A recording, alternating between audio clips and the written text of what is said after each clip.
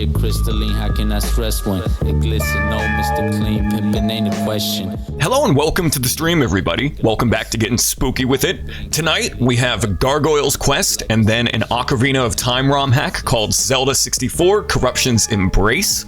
But starting out with Gargoyle's Quest, yesterday we played Kid Dracula, which was Konami's chibi super deformed spin-off of Castlevania. And here, Gargoyle's Quest, this is Capcom's super deformed spin-off of Ghosts and Goblins. And in my opinion, the Gargoyle's Quest trilogy is actually better than the Ghosts and Goblins games. There was Gargoyle's Quest 1 for the Game Boy, which is what we're going to be playing tonight. Gargoyle's Quest 2 for the NES, which is a marginal improvement over this first game, but I prefer the Game Boy game here. And then there was Demon's Crest for the Super Nintendo, which is a great game that's marred by horrible slowdown and annoying backtracking, but still a good game. This came out for the Game Boy back in 1990, and unlike Kid Dracula, which, unless I'm misremembering, Kid Dracula never came to the 3DS Virtual Console, but this game definitely did, because I remember getting this, Super Mario Land, and Donkey Kong 94 through the 3DS Virtual Console in the very early days of the 3DS library. The 3DS lifespan, where the library was like really small. And the Gargoyle's Quest games are awesome. They're action-adventure platformers with very light RPG elements, and even though they are a spin-off of Ghosts and Goblins, they're not nearly as ball-busting as Ghosts and Goblins, thankfully. So we should be able to beat this in one sitting. Much like with Kid Dracula, it's not a super long game.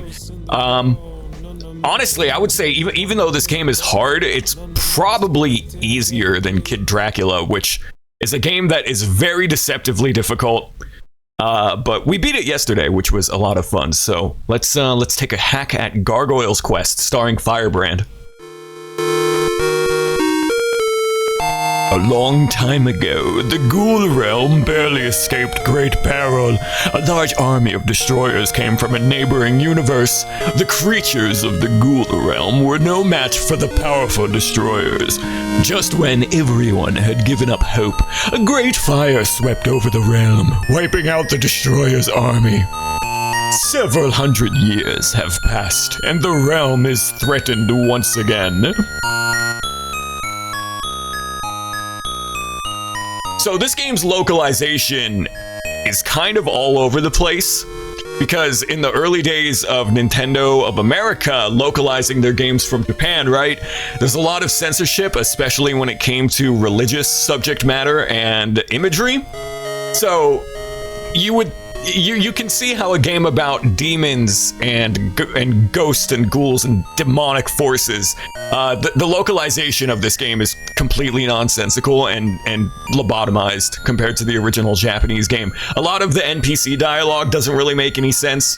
And yeah, I think Army of Destroyers, right? I think in the Japanese version, it's supposed to be demons from a neighboring like demon realm. Which is unfortunate. The story is kind of butchered here in the North American version, but the real meat and potatoes of this game is the platforming. Take the role of Firebrand, aka the Red Armor from Ghosts and Goblins, and you know, if you've ever played Ghosts and Goblins, he's kind of a punk ass, but being able to play as him here is pretty sweet. An unknown army attacked. The king has been Gwa. They are very strong. Firebrand, return to the realm immediately. Hurry before they close the dimension portal that leads here. So the overworld sections are very much inspired by Dragon Quest. That's what this game is split up into. It's the overworld sections and the platforming sections. And the platforming in this game is awesome. You stick to walls because... So you can fly, right? But it's not really flying, it's more like levitating, and you have a meter down there at the bottom. And you stick to walls to replenish your meter. And there's a lot of really tight precision platforming going on in this game. This trilogy, man, it's slept on. It's underrated. I feel like everybody and their mother knows about Ghosts and Goblins, but the Gargoyle's Quest trilogy is kind of unsung. I don't see many people talking about these games nowadays, which is a damn shame because I think they are a lot better than the Ghosts and Goblins games. Not that Ghosts and Goblins is bad, except for the NES port by Micronics, which not a lot of people know. That port is just outright a terrible version of the original arcade game. But these games are really, really well designed. Still hard. You know, they're still gonna bust your balls, but these games are so much better than the Ghosts and Goblins games. I think when a game is so difficult to the point of just being unfun, it is no longer a good game in my opinion, but that's something we could split hairs about all day. Let me know how the audio sounds if I need to turn the game up or down. What's happening, IT? How are you doing? Yeah, there are people that don't even know that this trilogy of Ghosts and Goblins spin-off games exists, which is, it's a damn shame. I've replayed this game a bunch of times, but much like with Kid Drac, this is my first playthrough of it in quite a while. Audio straight, word, thank you for letting me know.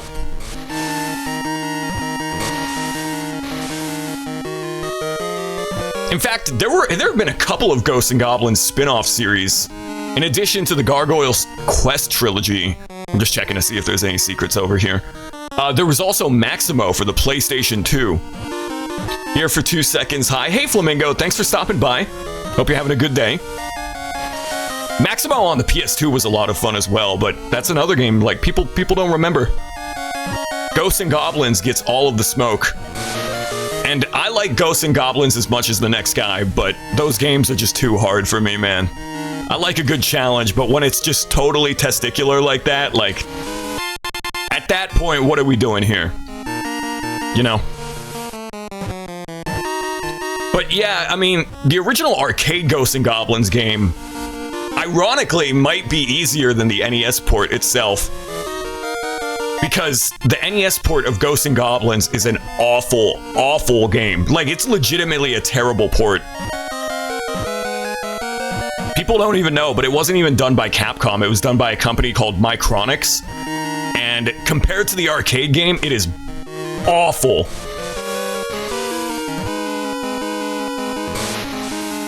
But this game is sweet. I don't think we'll do the other Gargoyle's Quest games this year. I think we'll just do the original Game Boy game. Damn. We'll just do this game and maybe Gargoyle's Quest 2 on the NES.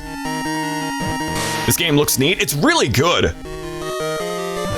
It's a mixture of Ghosts and Goblins with light RPG elements and really cool platforming where you're sticking to the walls and gliding around.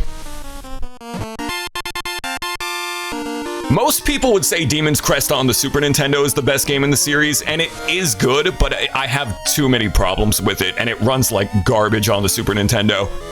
That game would definitely benefit from an SA1 lag-removing ROM hack, I think. But as I said in my Kid Dracula stream yesterday, there's something about the original Game Boy that is super charming to me in an indefinable way. Something about the monochromatic color palette and just the super big doofy sprites. Unless you're playing Super Mario Land, that game has microscopic character sprites. Love Super Mario Land, by the way. No shade to that game. But there's something really charming about the original Game Boy, and I wish more indie games would pay homage to this sort of monochromatic style with the small screen real estate and the big sprites.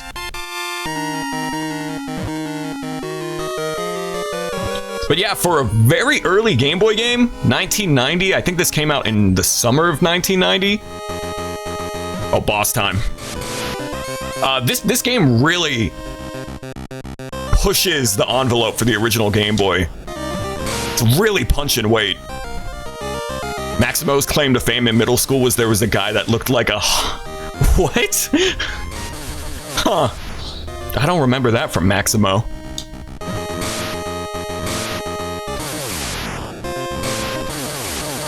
Didn't Maximo get a sequel as well? I see you, Flamingo. Thank you for stopping by.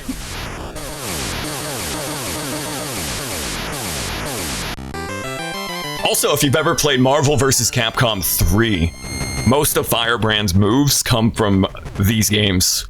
Which makes sense, you know, they star our favorite boy Firebrand. You passed through the dimension portal and reached the ghoul realm. I think in the Japanese version, it's the demon realm. So this is very Dragon Quest, right? Very, very Dragon Quest type overworld with random encounters where you have to do a little battle or go through a little stage. Kind of like the Zelda 2 encounters. They're really annoying. I actually don't like the random encounters in this game. I think the NES game did away with them, which is one of the points in favor of Gargoyle's Quest on Gargoyle's Quest 2 on NES. The random encounters in this game are really annoying, and they totally destroy the flow of this game. Now, the reason I'm checking everything here is because there's just random secrets strewn throughout the world on just random tiles. And you can find, I think, HP or like wing upgrades. I probably don't need to be doing this over like every single tile, but there are a number of secrets in this game. Who are you? You're not leaving here.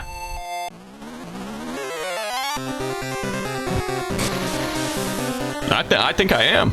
I think I'm gonna mosey my way out of here, friend. I did a video recently on indie games that are really good that you should play. And one of the games I covered in that video was Cursed Castilla, which is a spiritual successor to Ghosts and Goblins. And I recommend it over any of the Ghosts and Goblins games, honestly. Cursed Castilla is so good. It's so well designed. I want to be, the cool gamer. I want to be super tough guy and be like, yeah, I've beaten all the Ghosts and Goblins games. But outside of Super Ghouls and Ghosts on the Sega Genesis, I've not beaten any of the Ghosts and Goblins games. I think I beat the original one on NES, that shitty aforementioned NES port, with save states, but I've never beaten it legit. Super Ghouls and Ghosts on the Genesis is probably the best game in the series, in my opinion. It's really good. Oh wait, I'm a Zoomer. I'm 26 years old. I need to describe it like a Zoomer. Ghosts and Goblins is the original Dark Souls. There you go. Now, I like the games well enough, but when a game is so ball-bustingly difficult that you can't get past the first level, at that point, it's like, what are we even doing here? Come on. Like, what are we doing here? Soundtrack in this game is great, but that was par for the course with Capcom. If you find the essence of the soul stream somewhere in the realm, the wounded can be healed. Yeah, sure, whatever that means. Firebrand, you finally made it. Yeah, I'm kind of a hero. I'm kind of a badass. I'm kind of the jerk from the first level of Ghosts and Goblins. Hey, Kubo, welcome to the stream. With the talisman of the cyclone, a damaged body can be revived. They're speaking in riddles. Most of us have been defeated. Some who were revived are hiding here. If it's super tough at the start, it feels like a waste of time to me. Yeah, and that's Ghosts and Goblins. A lot of people haven't even made it past that first level. To go to bat for myself, I'm kind of a gamer, but I can make it to the third level, like the cave level of Ghosts and Goblins, without too much trouble. And from that point onward, the game just totally kicks my ass. Dark Souls 3 got you into Dark Souls. I appreciate the shit out of the Souls games, but I could never get into them myself. They were too difficult for me. Some people think I'm weird because I'm really good at Mega Man and Donkey Kong Country, and I know people who are like, I can't even play those games. But to me, those games are easy. But something like Dark Souls kicks my ass, straight up. This is the room of the Baron Jark. Kind of looks like a Pseudorado from the first game. I'm Jark. I'm afraid I can't help you. Without my gremlin stick, my powers are very limited. If only I had it back. I don't think I have the gremlin stick. You'll do it? Great. This is the fingernail of the Spectre. The localization in this game is so butchered, nothing makes sense. Nothing that these guys say to you make any sense because this is one of the worst video game localizations ever. Between the censorship and stuff just flat out being wrong. When you have it, you will become light and be able to fly higher. The gremlin stick. This game is great, but in terms of the dialogue, the RPG elements, like, you're not gonna make head or tails out of anything that these guys say to you. Dark Souls 1 was too funny looking, but after 3 you played Dark Souls now on the Switch. They all look the same to me. They all have the very same sort of dark, grimdark, high fantasy art direction.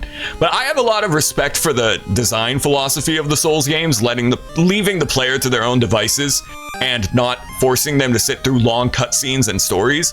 Like, the Souls games have a ton of lore, but you can skip all that, which I always super appreciated. If you just want to play the game, you can ignore all of the world building and the lore and the story and just play the game, which I super appreciate. But I could never get into the Souls games because I suck at them. When they were attacked, the Baron Jark lost the gremlin stick given him by King Darkonin. Okay, those are words. Those are words that you say. Jark is gifted with second sight. Seek his advice. Okay. Exchange 8 vials for 1 talisman of the Cyclone. More than that would be greedy. Did he take my talismans? Or my vials? I got the fingernail. Fingernails! Okay. Yeah, there is a pseudo leveling up system in this game, but it's weird. We'll probably be able to beat this in one sitting, though. This is not a terribly long game. Black light. Even a resurrection spell can't help if you are touched by its darkness. Darkness imprisoning me? All that I see? Absolute horror? I cannot live, I cannot die? We ghouls can be revived by chanting the resurrection spell. Oh, it's a password. That's actually pretty clever. Yeah, there's no save system in this game, just passwords, but much like Kid Dracula, infinite continues, I'm pretty sure, so if we beat this in one sitting, we won't have to memorize passwords. Not that I would have to anyway. On my totally real Game Boy, I can just drop a save state. On my real, authentic Game Boy. Some theories Splatterhouse Wanpaku Graffiti is a prequel to Splatterhouse 1? I think it's just a goofy spin-off game. I don't think it's canon.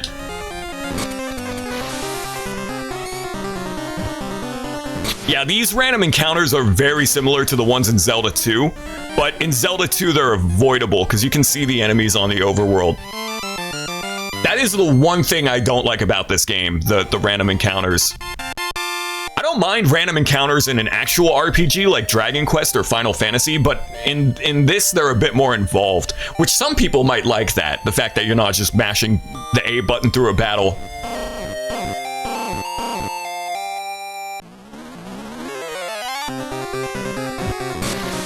But yeah, that is one thing that I prefer about the NES game. No random encounters on the overworld.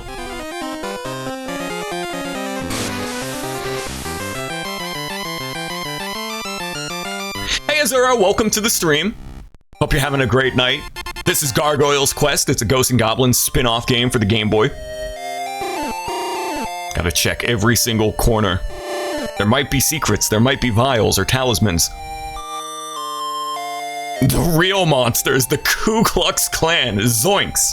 Yeah, I'm pretty sure that first boss in Kid Dracula in the Japanese version is a Klansman, which is really out of taste. It's really in poor taste. I can see why they removed the manji from him. But in this game, nah, these are just ghosts. They're just ghouls. Ghouls and ghosts, that's the name of the game. Also, it doesn't help that every single random encounter in this game it's the same, like, stage. Okay, I gotta find the gremlin stick. Which I don't remember where the gremlin stick is, but you know what? We're level grinding, so... It's all copacetic. This is where we came from, right? Yeah. Okay.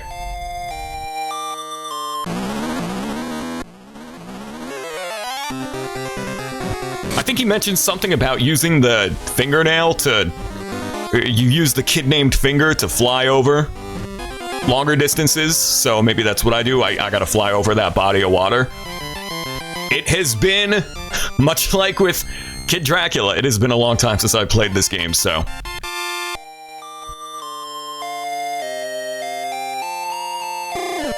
Nothing to use. Okay. Thought maybe I would use the fingernail and fly over. Okay, I'm gonna go back into town and see if I missed anything. But this is good. It's level grinding early on. Yeah, this is my call to indie devs. If you're making a little 8-bit platformer, instead of making it inspired by the Master System or the NES, maybe go for like a Game Boy type vibe. I also think there's something to be said about the level design of a Game Boy game where since the screen real estate is so small and the sprites are so big, you have to design the whole game around that. And I think that's cool. That's a fun sort of platformer. I don't know. I'm not a game designer, so take my words with a grain of salt, but you might look into playing this. It seems your speed. Maybe start with the NES game, which is Gargoyle's Quest 2. That's generally regarded as the better game, but I prefer this game just because I'm a sucker for the Game Boy.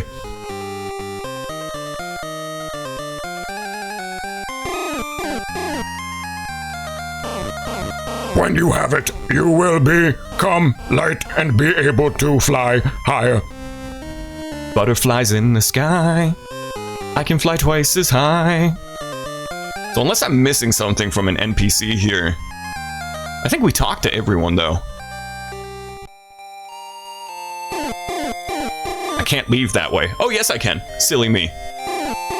Help me. You aren't one of them, are you? Well, I mean, we're all demons and ghouls here in the ghoul realm, so... Alright, went east. We gotta go west.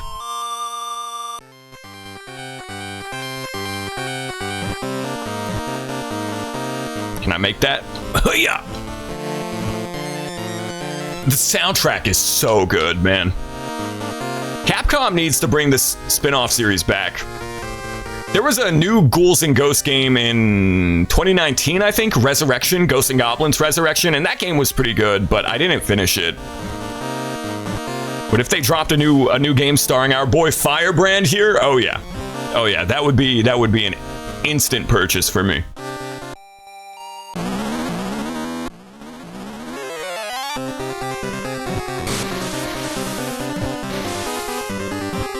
I love his walk animation too. Look at that strut. He knows he's a bad mofo. He's like, yeah, I'm the asshole from the first level of Ghosts and Goblins. These days it would be $70. It depends, because Ghosts and Goblins Resurrection was released as a budget title. I think that game was $40 or $50.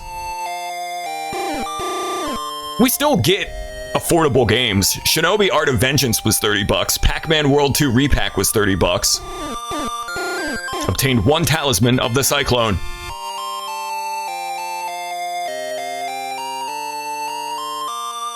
It really depends. If we got a new Gargoyle's Quest game, would it be a full-on AAA game? Probably not. I don't think it would be. It depends on the developers and companies. Yeah. Even if it released for $70, Capcom's games go on sale all the time. Capcom is really good about putting their games on sale from time to time. And by from time to time, I mean like 6 months out of 12 months of the year. Hey Chiro, welcome to the stream. The Ghoul Tower.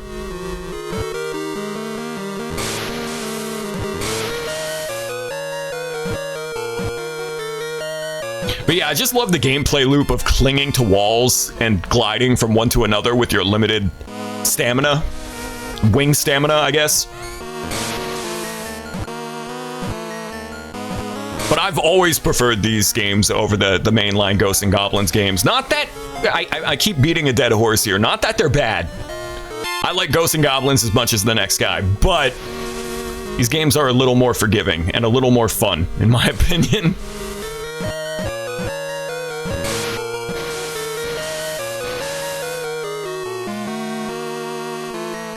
Meaning to start streaming, but can't decide a time to do it because you don't want to compete with me or V-Love. I don't know if that's the line of thinking you need to go into it. I wouldn't worry about that. Just do it whenever you want to do it, regardless.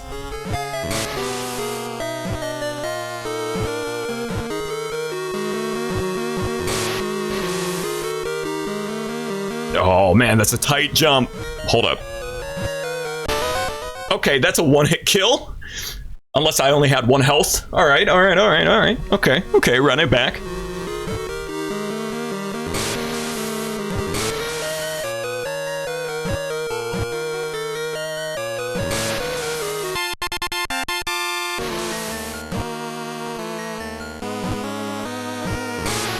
So if I hit the weird tree thing, it explodes. But if I don't hit it, I don't know if I can make that jump.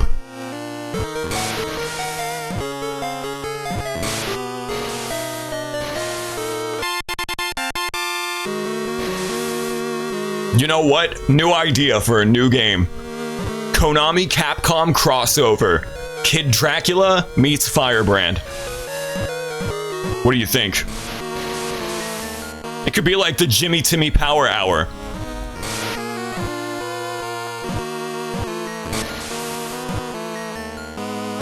Okay, that didn't even touch me.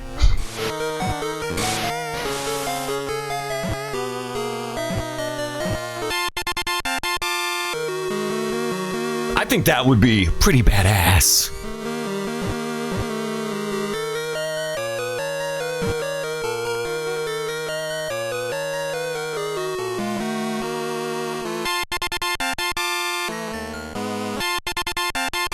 Ooh, give me what I assume to be an extra life, and then try to drop me into a pit of spikes. That is so on brand for Firebrand, for Ghosts and Goblins.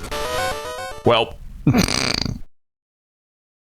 if only we were as durable, as fierce as Firebrand is in Ghosts and Goblins.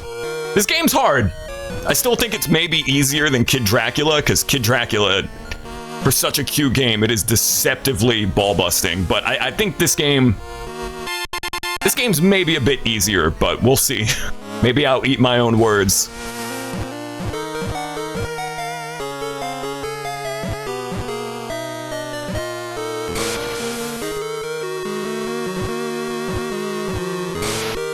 Two-player link cable play. Yeah, bring back the link cable just for this brand new game. Bro is bugging out in the walls. Because he's a bug. Ah! Here we go. See, this game has a little bit of slowdown as well, but since it's such a big chonky Game Boy game, it's not as noticeable as Demon's Crest. Demon's Crest, the slowdown is really, really distracting.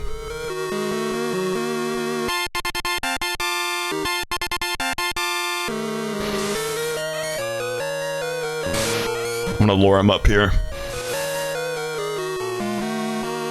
The enemy faked me out. He was pretending he was glitching to catch me off guard. Okay, we just went in a circle.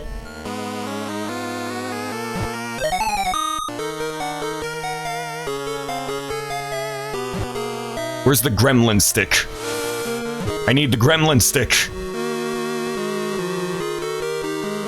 I'm going to die. I thought that there might have been something down there. I was sent here on a mission to retrieve the gremlin stick. I need your strongest potion. Potion seller. I'm going into battle, and I need your strongest potions. You can't handle my potions, traveler.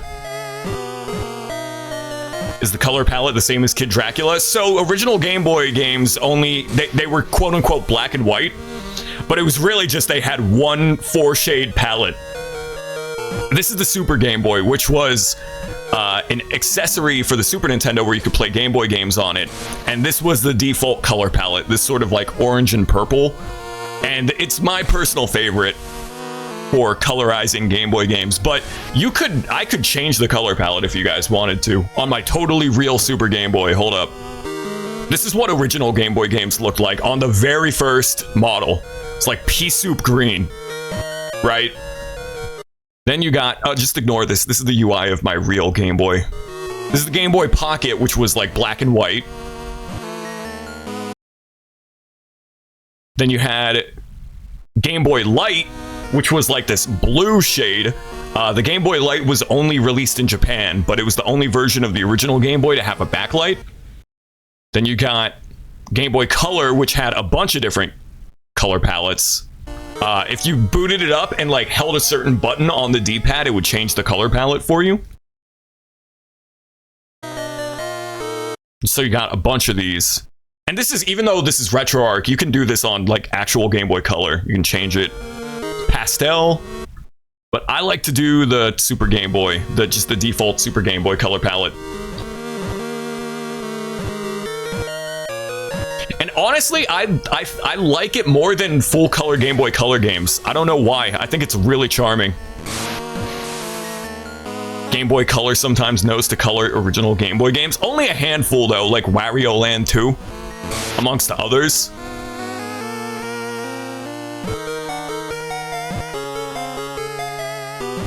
Maybe I gotta go up. Yeah, it doesn't do that with like every Game Boy game, but you can do the other color palettes and whatnot. But again, I like to stick with the original Super Game Boy. Like something about this shading, this color palette looks really nice.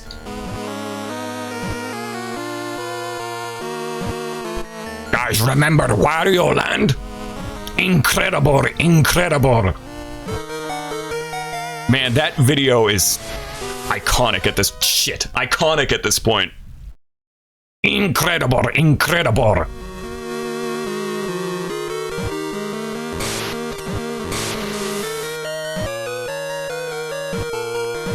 I mean, he was right. Wario Land 4 really is like his greatest achievement. I'll always have a soft spot for Wario World, but like, let's be real, Wario Land 4, that's just one of the best platformers ever made. Can I get an amen in chat? Oh, this isn't good. If I jump, I'm gonna jump into the spikes. I don't want to do that. Firebrand can only jump off of like whatever he's clinging onto by holding up. Like you jump off of it, you jump up, right? So yeah, it's not ideal sometimes.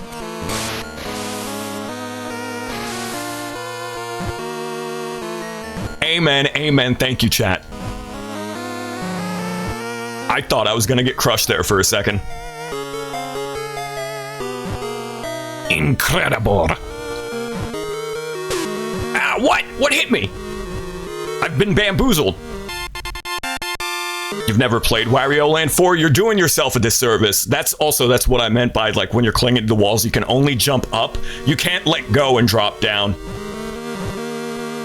I'm gonna get a game over and I'm gonna have to redo this whole dang tower.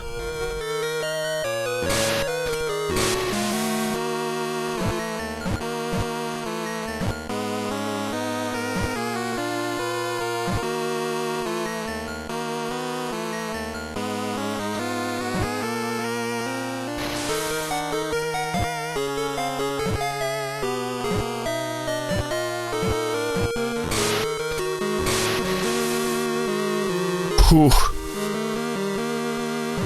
This is tricky, this is tricky.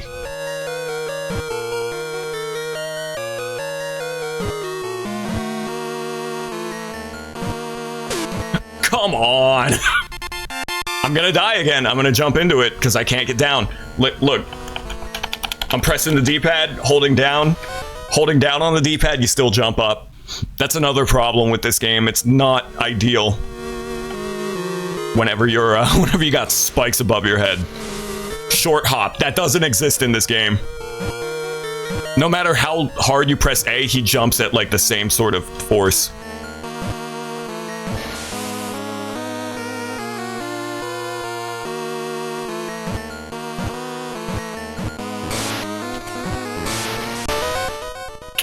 Game over.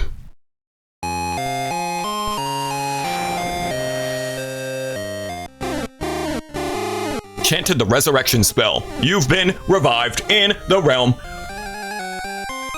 Do I still have my vials, or did I lose them? I lost my vials too. Oh, this is gonna be a rough playthrough. This is gonna be tough. I lost all of my vials.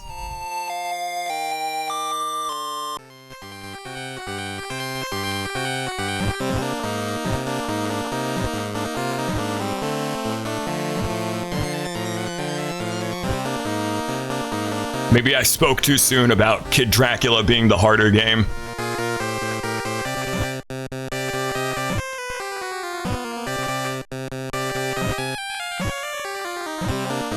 I don't remember. Do I have to turn the vials into that one specific NPC? I'm pretty sure I do. Maybe I should have gone back and done that before doing whatever, doing the tower.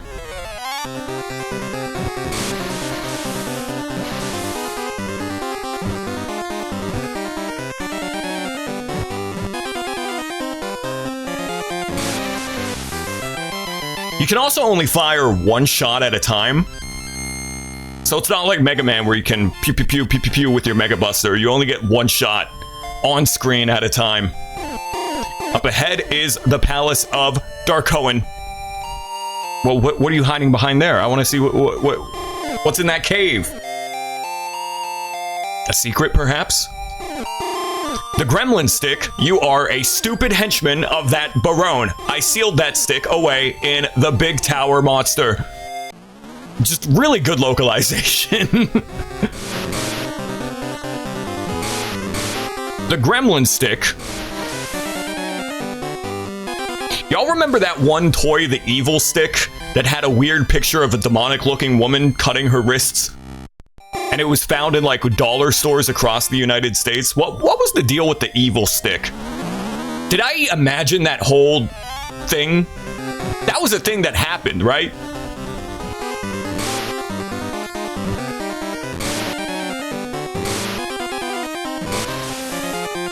No, you don't remember the evil stick? It's too early to BRB. I can't. We're not even an hour into the stream. I can't be getting distracted. Remind me when we take a BRB and I'll pull up the news report on the evil stick. What are you talking about? What WTF? What the heck? I can't pull it up yet. It's too early to be doing that in the stream. You only get one shot. Do not miss your chance to blow. This opportunity comes once in a lifetime. You better lose yourself. I prefer the Weird Al parody, Couch Potato. Flintstones on the TV already. Wilma and Betty. It's too early for the evil stick. Hush emoji. So true, Kubo. That's so gosh dang true.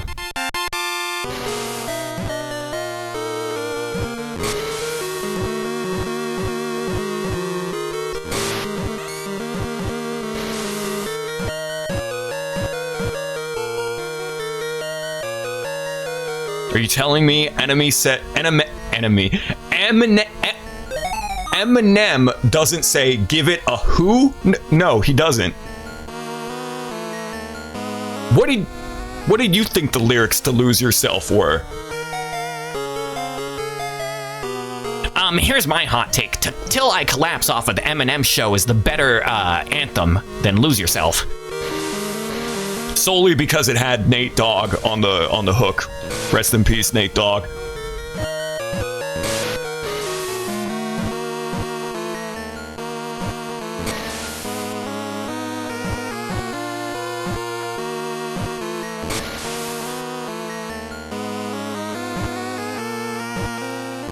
Okay, this time I'm not gonna get a game over. Believe in me. If I get down to my last life, though, we'll go turn in the vials and see if we can upgrade our wing stat or our health. I forgot which one it upgrades. It's one or the other.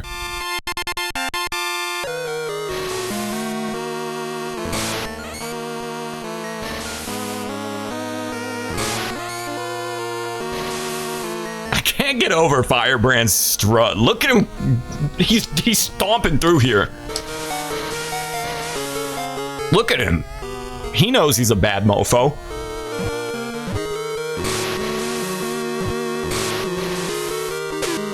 Great. I mean, respawning enemies, that's ghosts and goblins for you. Also, for some reason on the box art of this game, he was green. And I chalked that up to the same sort of snafu that the Kirby's Dream Land box art had, where Kirby was portrayed as like a white ghost. I mean, he looks like Kirby, he was totally monochrome.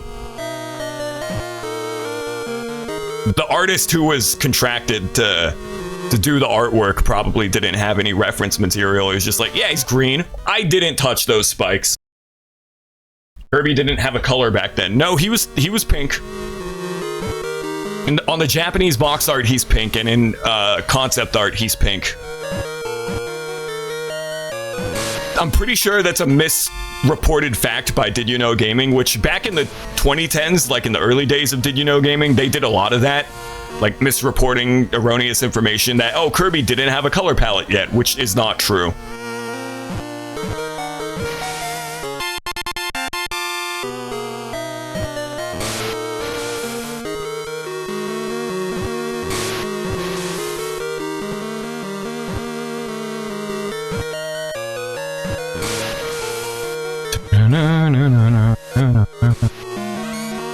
Ow! I need more health. We should turn in those vials. Oh wait!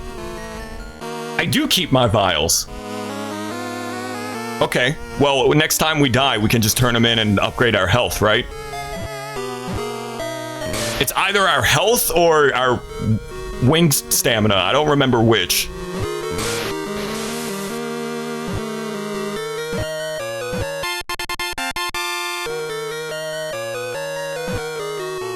It has been so long since I've played this game. But listen, we beat Kid Dracula, we can beat this game.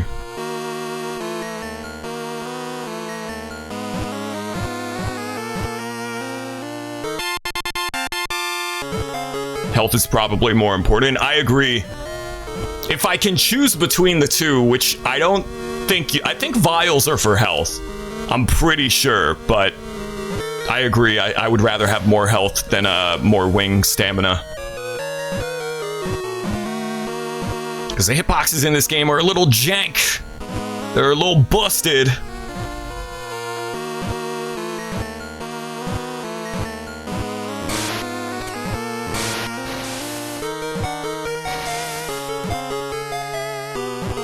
Okay, please don't touch this. Touch the spike.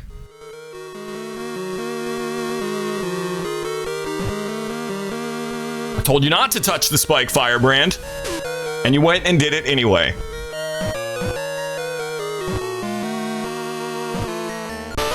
Alright, that one was my fault. Let's see if we can turn these vials in.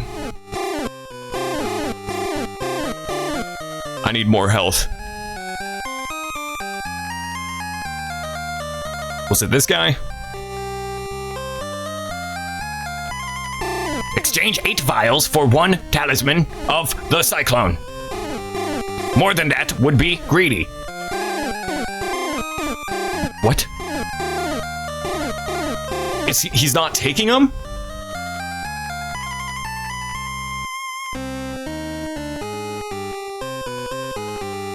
He is taking them. But only one? I'm confused. No, he's still taking... What? Why is he saying more than that would be... It's probably just a mistranslation, knowing this goddamn game.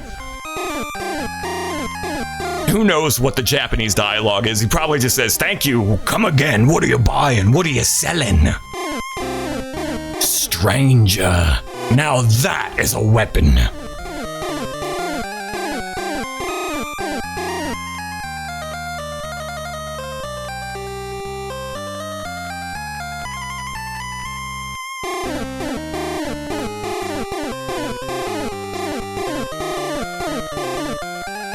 I don't remember what to do with the talismans, though. There was one NPC in this town who said something about the talismans. Hold up. They all speak in goddamn riddles. Jark is gifted with second sight. Seek his advice. When they were attacked, the Baron Jark lost the gremlin stick given him by King Darkoan. Yeah, but what about the talismans? Most of us have been defeated. Some who were revived are hiding here. With the talisman of the Cyclone, a damaged body can be revived. Well, I have 9 of them.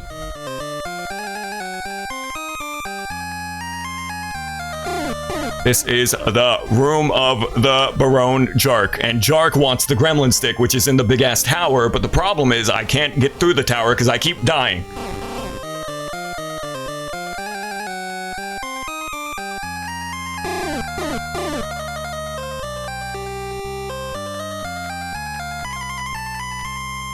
I think we just gotta do it.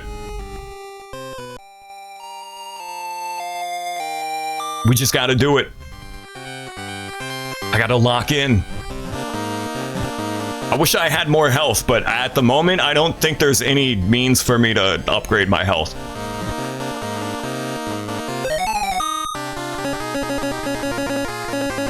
Yeah, I can't even equip or use anything. The talismans, the vials, they don't do anything. I don't know what they're for yet. I don't remember.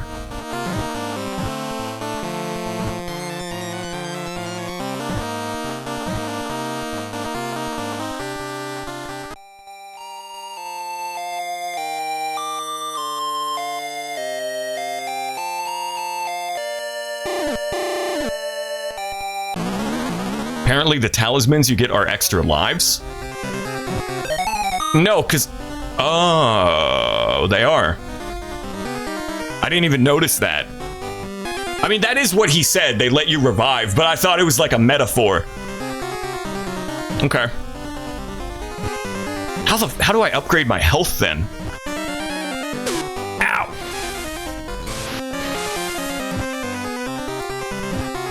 Yeah, I didn't even notice that. If you hadn't pointed that out, I probably would have been... I wouldn't have been perceptive to that. Okay.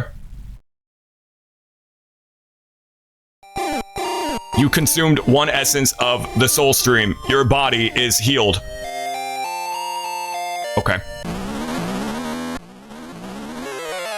So maybe I should explore the overworld a bit and see if there's any way to upgrade my health before I take on the tower again, because I'm just gonna die again.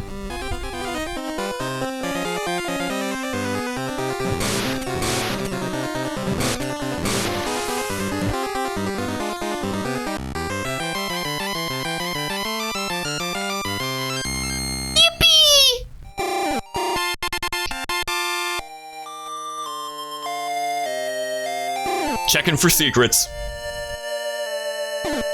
A gargoyle! Coming so far is impressive, but here you die. But enough about me, let's kill you!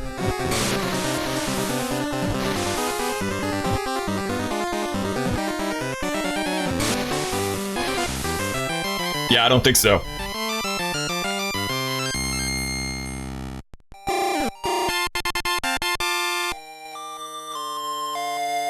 Checking for secrets. What is the... Like, use has no function so far.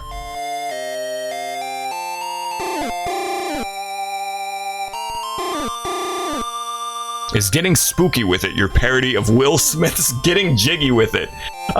Sure.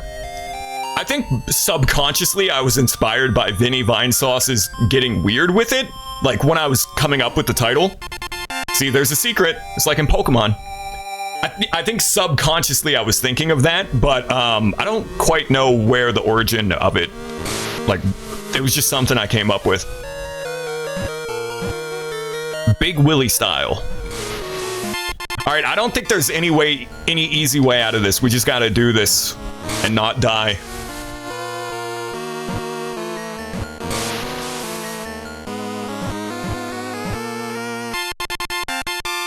Getting possessed by Will Smith is a possibility.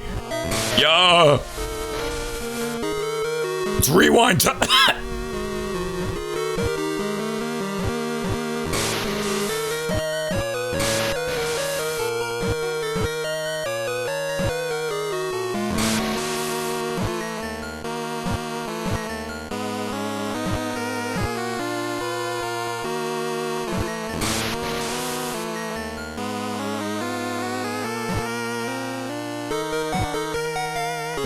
You coughing was a sign I got him out before he completely took over. Uncle Phil, you gotta kick that man's butt!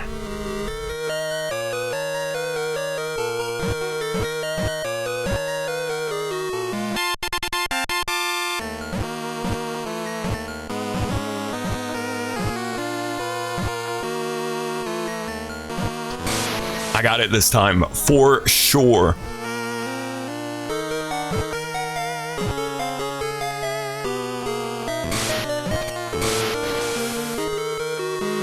This wouldn't be so bad, it's just that the spike hitboxes are so scuffed.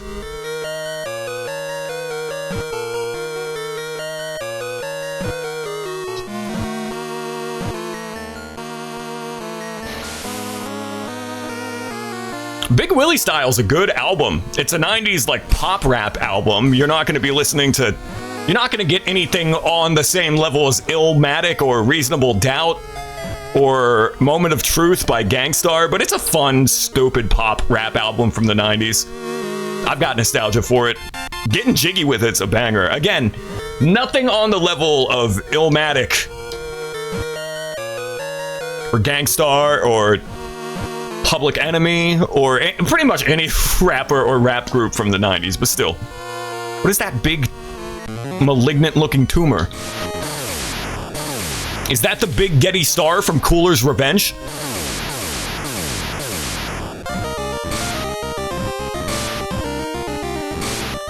Also, this whole time we've been like right next to the boss. We've made it 1 pixel away from the boss like each time.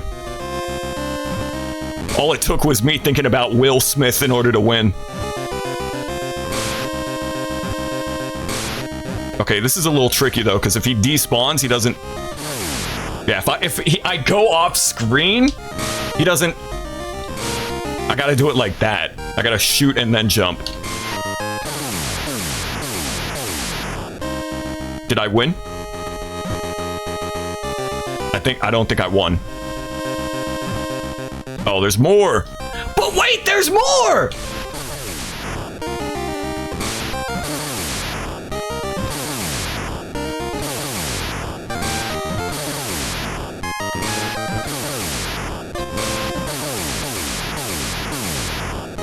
Oh, come on! You son of a... I was right there. And now we gotta do it. Oh, we gotta make it all the way back up there.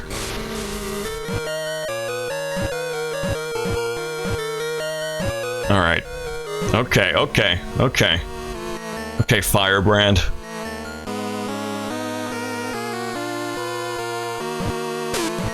Damage booster, fine. Gotta do this upcoming fight with 1 HP. Billy Mays, give me strength. I could go for a big city slider right about now, not gonna front. Shit. That is ridiculous. Come on, bro.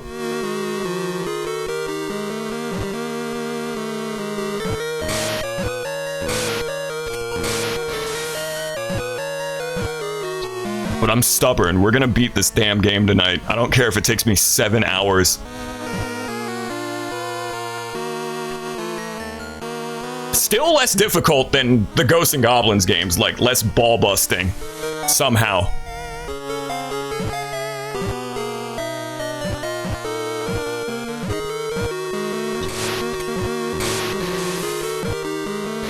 Alright, what is the easiest course of action here for this?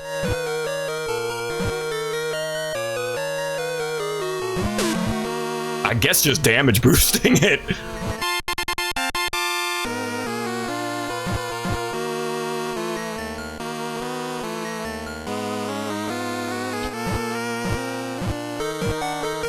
All right, we gotta fight the big Getty Star again.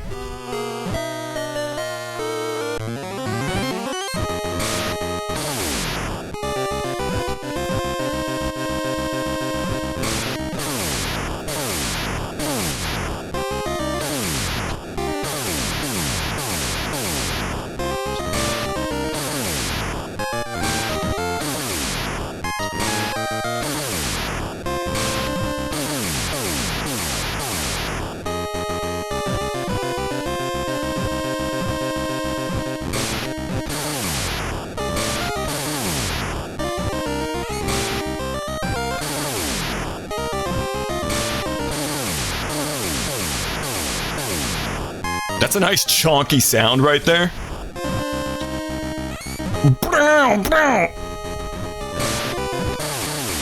There we go. Oh, he's still alive.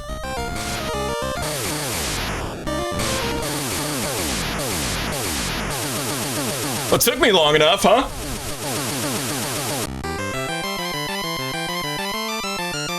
An hour into the stream and we're just now beating the first level?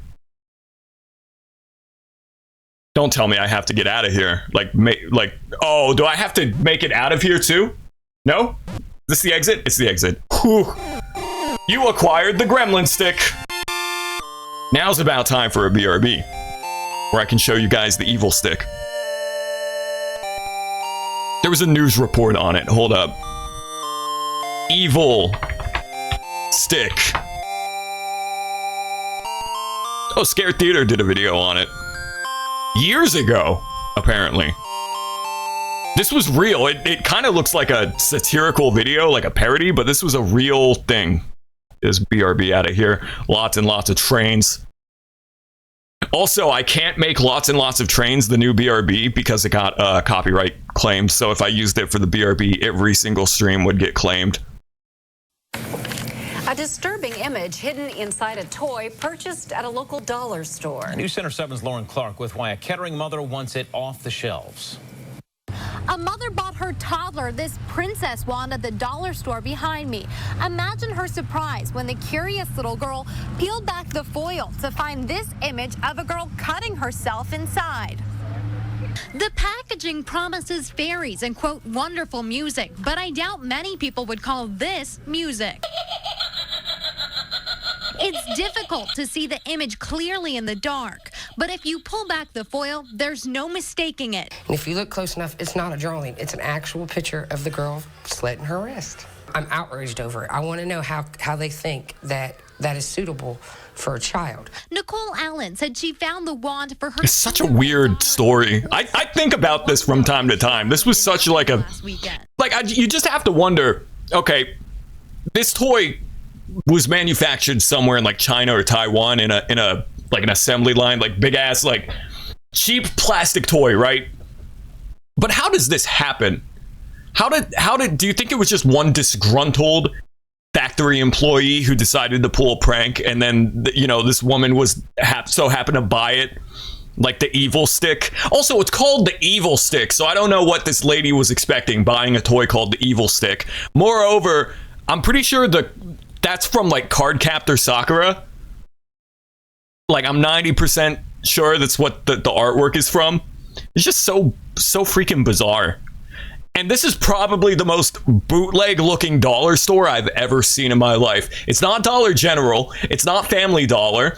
It's $1 store. Very bizarre. Just this whole situation with the evil stick. This was back in like 2016. When the curious little girl peeled back the foil to find this image of a girl cutting It's such a weird story. The packaging promises fairies and, quote, wonderful music, but I doubt many people would call this music. Very strange. It's difficult to see the image clearly in the dark, but if you pull back the foil, there's no mistaking it. And if you look close enough, it's not a drawing. It's an actual picture of the girl slitting her wrist. I'm outraged over it. I want to know how they think. Very bizarre. Everything regarding this story, this situation. For her 2-year-old daughter in the toy section of the $1 store on Linden Avenue last weekend. There was Barbie dolls on one side and baby dolls on the other side, and these were right in the middle of where they were at. The owner of the store told me parents need to pay more. Yeah, I don't even blame the woman for buying it, even though it's called the Evil Stick, with the font and the packaging and the like pink and blue colors. Like, it looks like a kid's toy. It's very strange. More attention to what they're buying for their children. The name on it, it says Evil Stick. So from the name, I would, if I'm buying it for my kid, and I have a lot of kids, and I have young ones, I would inspect it before I even give it to them. It's weird. The dude makes a good point, but also, like, yeah, it's called the Evil Stick, so bizarre. This is like one of the weirdest news stories I've ever heard in my life. It's just like, homeboy makes a good point, but look at the packaging, and it says for ages 3 and up. It's just so weird. For a toddler, he thinks it's okay for older kids. For a 5, 6, 7, 10 years old, I mean, they see that on TV every day. But Nicole... Okay, I don't think 5-year-old kids are seeing this on TV every day. Okay, bro. Strange. I gotta put the Evil Stick in the thumbnail for this VOD now. Very bizarre. Just weird. You can confirm that's not a thing in Cardcaptor Sakura. They don't have this. She doesn't wield the Evil Stick, and it frightens her enemies with this picture. Strange. You acquired the Gremlins, the Evil Stick. You have the power of the Blockbuster. Oh shit, we can rent video games now? They made this game so hard as to sell more rentals at Blockbuster, probably. Hey, I got the Evil Stick. Move out of the way. Okay, we're gonna go back to the King Harkinian in town. That works too. Dies immediately.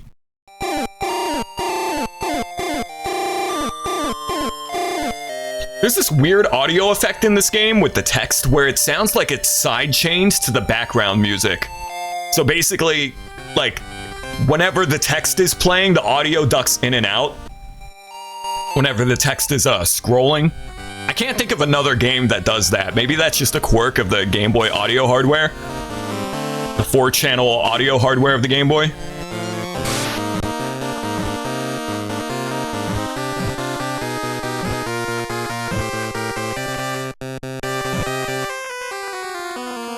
Hey Vila, welcome to the stream. You just missed the whole Evil Stick debacle.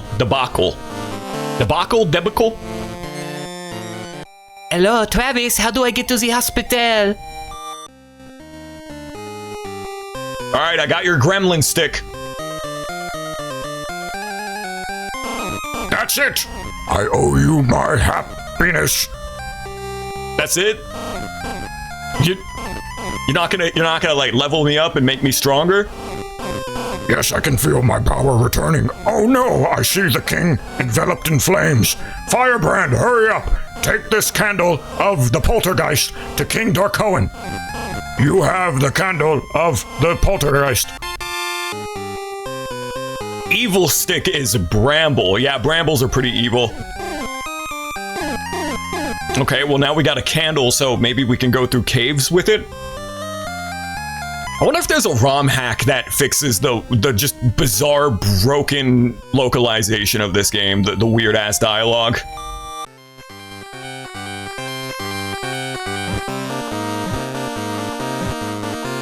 Maybe I will end up playing the NES game this month, like, after we play this game at some point.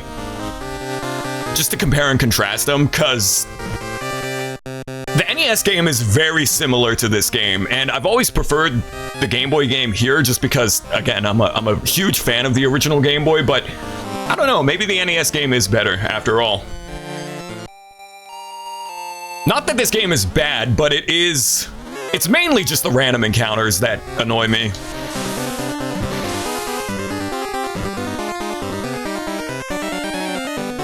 Between this game and Kid Dracula, I would probably recommend Kid Dracula above it. Kid Dracula kicks ass. Alright, that looks like a cave. Let me in. Are you going to find the king? His palace is ahead, but it's like walking into death's arms. I wouldn't go there. Yes. Finally, one of courage. This is the armor of the dragon. May it keep you whole. Very bizarre localization. You have the armor of the dragon. Your vitality oh, that's how we get more health. Thank God. Your GPU's fan has ceased to be your computerless. Can you replace the fan on a GPU, or are you gonna have to get a new graphics processing unit? That sucks. Unless you can just replace the fan, in which case that's a pretty easy fix.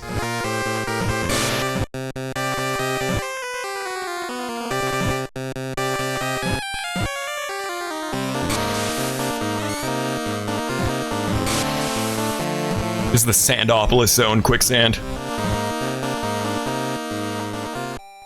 That wasn't so bad at all. What? That dude was like gassing up this cave. Everyone who goes through here dies. Not me, I'm built different. It could just be dusty. Yeah, I mean, first thing first, you should disassemble your computer case and clean it. Get some compressed air.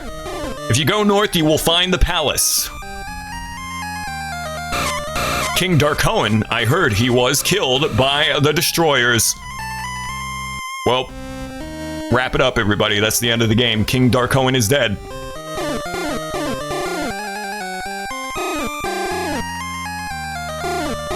I figured there would be a secret down there. I'm on the prowl for secrets. He with the power of the blockbuster can break even the hardest stone. And rent video games. The king hid many vials full of magic, potions, and essence of the soul stream.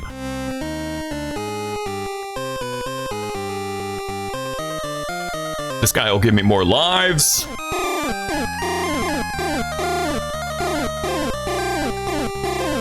How many vials do I have? 18? Yeah.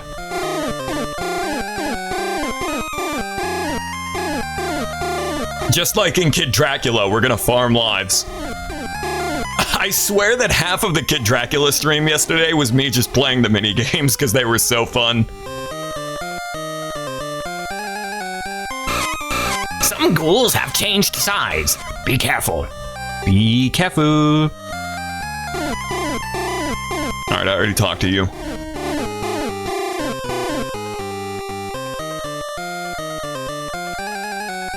Saw a badass video about PS2 rhythm games recommended. You should say, yeah, go ahead and send it to me. We ghouls can revive by giving you passwords for your password pack. Here you go. Save states don't exist. That's a pretty nice password, though. Short, sweet, to the point. I don't mind passwords when they're in retro games when they're short, like in Goof Troop. It's only 4 digits. But when it's Kid Icarus, case-sensitive 16 alphanumeric code passwords, it's a bit much. Oh, look at that guy. Ghosts and Goblins always had cool-ass enemy designs, man. Oh, they kill me in one hit. Jeez. Sometimes I forget I'm playing a Ghosts and Goblins game, and then I'm immediately reminded. Firebrand, let me test your strength. Okay. Let me test your strength. I'm going to kill you.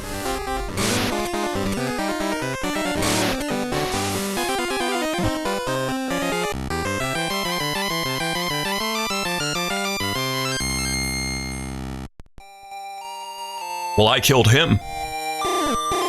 He didn't even give me anything for it. The wings of the falcon. What is that? That sounds badass. The wings of the falcon. They increase the power of your wings. I'm glad I checked this conspicuous tile. I think playing the Pokemon games at a young age made me want to fastidiously check like every single tile in the corner for secrets. Like this one up here. Nothing. Okay, so these guys kill me in one hit. And they have a big chonky hitbox too. I can't think of another video game where like the audio is side-chained like this. Where the audio ducks whenever the text scroll sound effect is playing. You have a question, Halloween related. Shoot, go for it.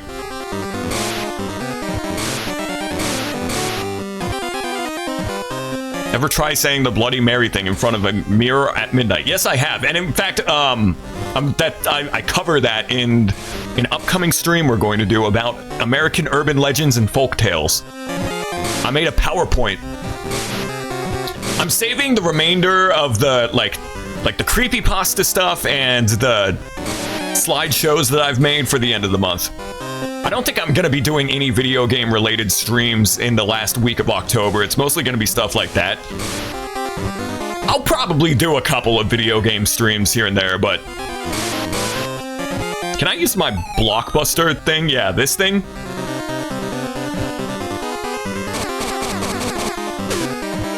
These guys won't die. That just looks like a boomerang to me. Am I just SOL? I can't kill these guys?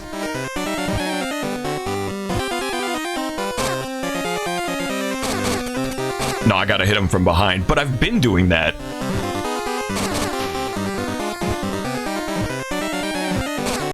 Alright. Yeah, the random encounters in this game are really annoying. I totally see why they got rid of them in the American Famicom NES sequel. Gargoyle's Quest 2.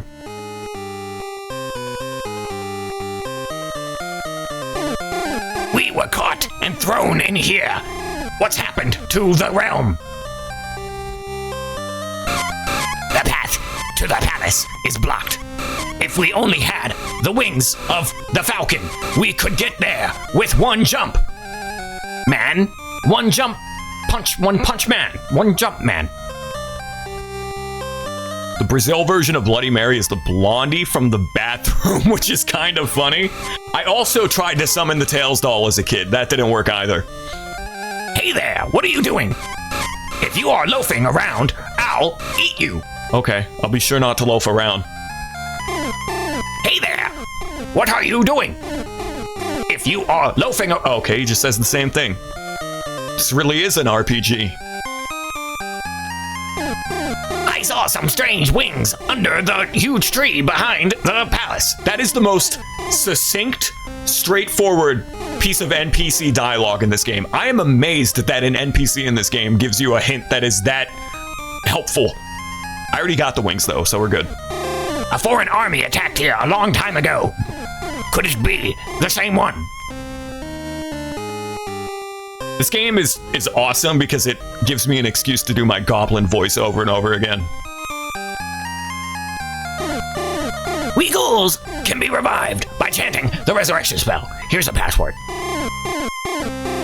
Be sure to write it down in the notes section of the instruction manual. I don't think anyone actually used those. Like at the end of the instruction manual, there was the notes page. It was also hard to write shit in it because the paper was laminated. Darkowen is dead. Why don't you join our side? We were caught and thrown in here. What's happened to the realm? Well, if Darkowen is truly dead, like these NPCs are saying, then why am I even fighting? What am I fighting for? Iris, there is no place just for Reploids. It's just a fantasy. No, this isn't happening! He's pogging. Look at him. He's pogging.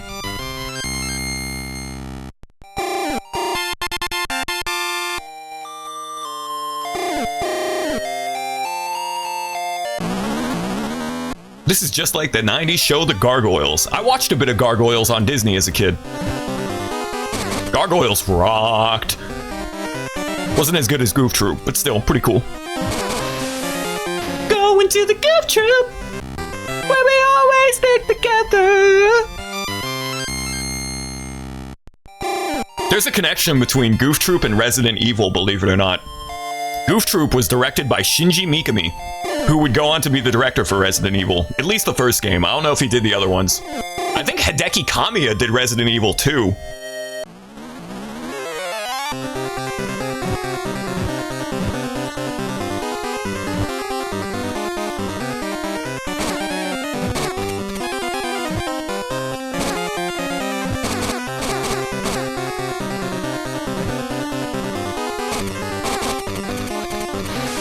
God, they take a lot of hits. But thankfully, I have the boomerangs of Boomerang.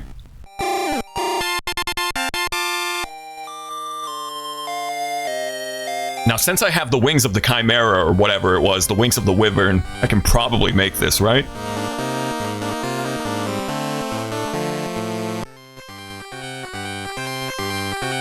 Maybe?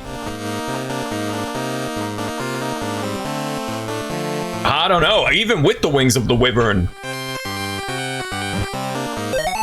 I can't tell if it's killing me or not. You got pizza. Hell yeah, what kind of pizza? Pizza!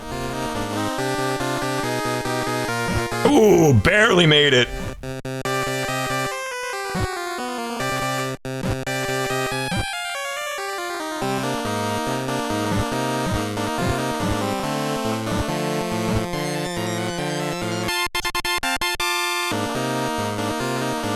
Chicken and onion, that's awesome.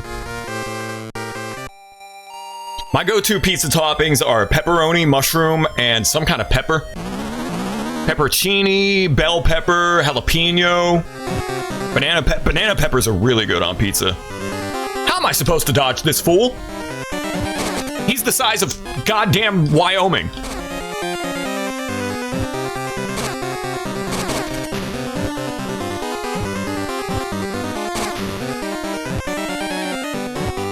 This has got to be the final boss of the game. He's too powerful.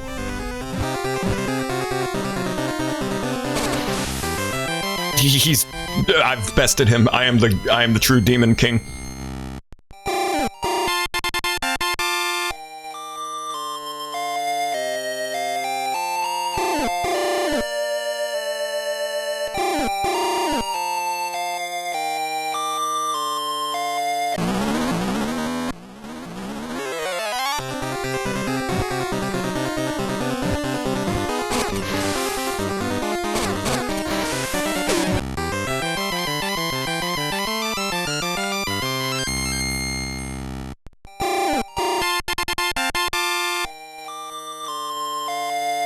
Dungeon number 2, baby! Oh, it's a town? Firebrand, why are you here? Don't tell me you've changed sides. They're having a civil war with one another? Darkoan is locked up in there. Don't worry, King Darkoan, I'm coming.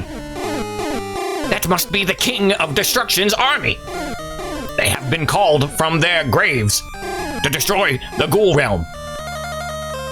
Welcome to your doom. Is this an RPG but with Mario 3 Hammer Brothers encounters? That is a good way to put it. This is a platformer, side-scroller with light RPG elements. Alright, Kubo, thanks for stopping by. You have a good rest of your night. Thank you very much. The random encounters were done away with in the sequels to Gargoyle's Quest. This is a good-ass game, but I don't rock with the random encounters. Unlike an actual RPG where you can just kind of like mash your way through it or run away, in this game they're totally unnecessary, and I think they were just added as padding. Because this game isn't very long. There's maybe only 2 more levels after this one. But the NES game and the Super Nintendo sequels to this game got they totally did away with the random encounters.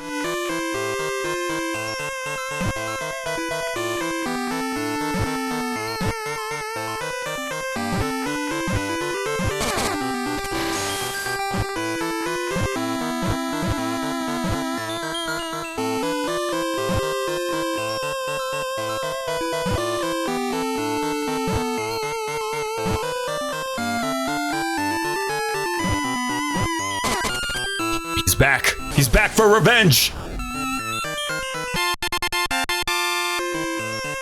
I can't really fight him up here with these wind physics.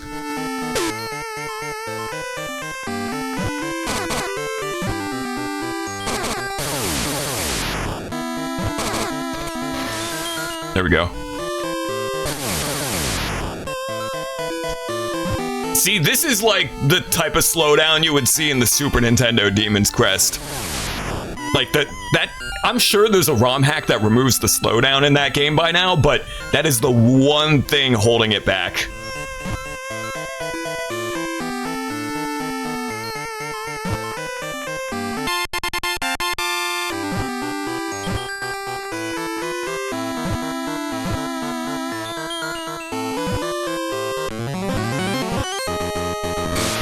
Oh, look at that guy. This is some crazy-ass sprite work for the Game Boy. Freaking Lord of the Flies.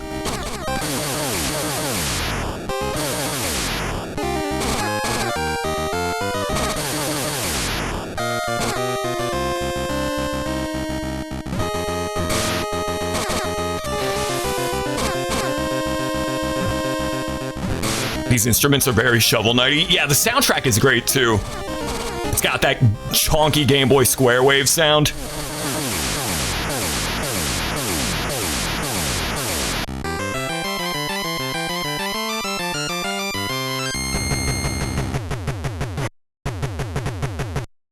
I'm stronger now, just barely.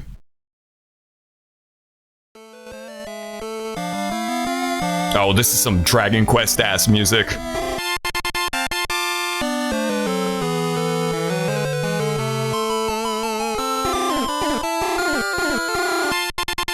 A lot of indie game chiptune is more Game Boy than NES typically if you listen close. Yeah, people think all chiptune is the same, but you got square waves, sine waves, triangle waves, different like modulations of pulse waves and stuff.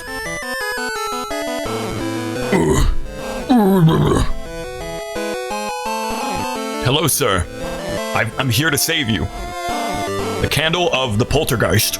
Light it! The body of Darkoan moved a little. Oh! I can move. My power was stolen by the King of Destruction, Brieger. I can't recover my strength until he is defeated. Only the Red Blaze can do that. You must seek it.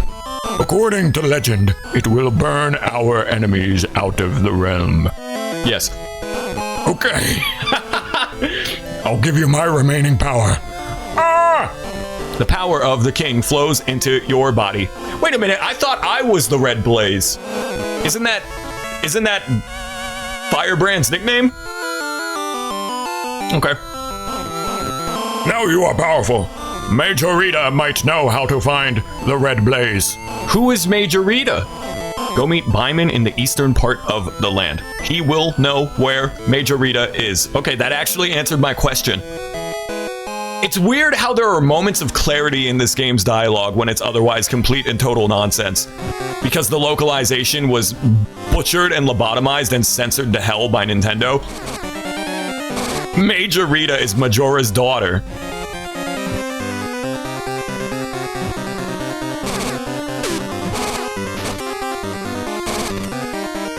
These guys even look like Dragon Quest enemies.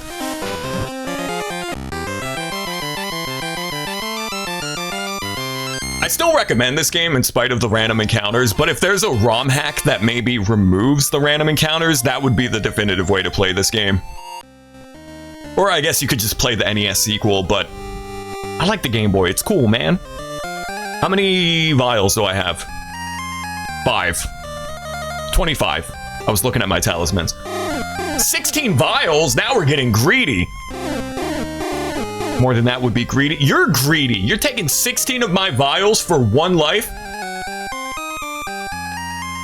That's highway robbery, bro. In the first town, I only had to exchange half of that for a life. Byman has the candle of darkness. He lives in the southeast part of the land. Major Rita can't help you. Okay. You're gonna give me a password? I'm still obtaining these passwords because if I get a game over, it sends me back to the last town. So even if I'm not going to use these passwords and I'm not going to use save states, it's still important that I talk to those villagers. Candle of Darkness. Yo, ain't that the dude from the FNAF movie? Shut up, Wyatt, shut up. There's no way that was a coincidence. Like, that was a deliberate choice to name Matt Pat's cameo character Ness. Okay, I've got 6 lives. Hope I don't lose them all.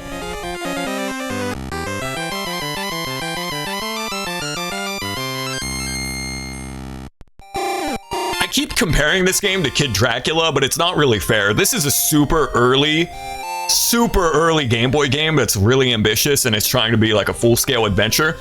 Kid Dracula came out 4 years later and it's just a platformer.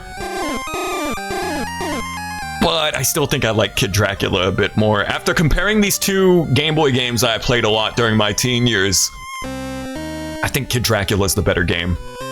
This still comes recommended though, even though the random encounters are really annoying. Someone stole the Candle of Darkness.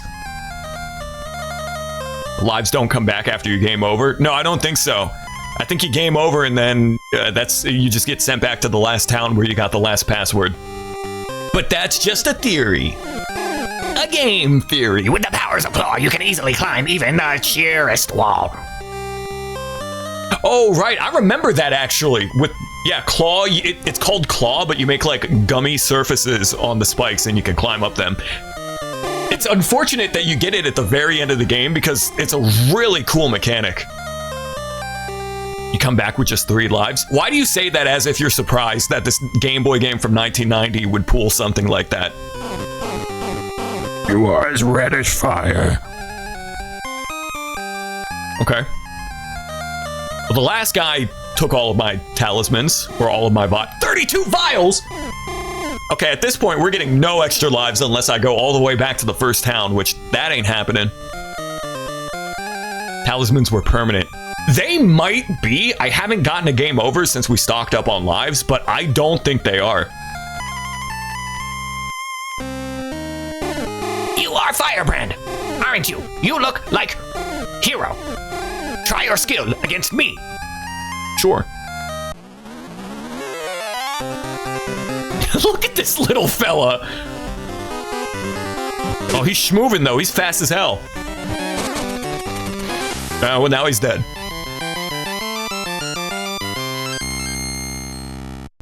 Even if I get a game over, it's not that big of a deal. You have infinite continues in this game. You are truly worthy. I bestow the armor of Guile. Yo, ain't that the dude from Street Fighter? You have the armor. You have the armor of Guile. Your vitality level has increased. Test your skills. Kills the guy. This is like the 3rd time in the game that has happened too. They're like, fight me, test your skills against me, and then I just kill them. Armor of Guile goes with I mean, Guile's theme really does go with everything. I'm the Baron of the land, Byman. Firebrand, you are too late. They took the candle. It's in the desert of destitution. That's a good-ass name. The Desert of Destitution? To the east of here. Yes. You are chicken-hearted. Huh? Why is this game's dialogue so damn weird? Did they hire somebody who... I'm convinced at this point that the localizer didn't even know the original script and didn't read Japanese. He just put in whatever he felt like. What do you mean chicken-hearted? Obviously have no use for power. Your powers and your life are mine. Yes? Yes, no, maybe so? Yes? Question mark? I'm saying yes, I'll go out to the desert, bro. You are brave. Did they swap yes and no? I was saying yes to go to the desert, was I not? Or did I misread the dialogue? If you can recover the candle, I'll tell you where Majorita is. Okay, you could just tell me now. Okay, I need claw. Where do I get claw? I was saying yes to being chicken, but didn't he ask me to go to the desert? Like, he was like, go to the desert. I was paying half attention to his dialogue. To be truthfully honest with you, I'm checked out when it comes to the NPC dialogue in this game.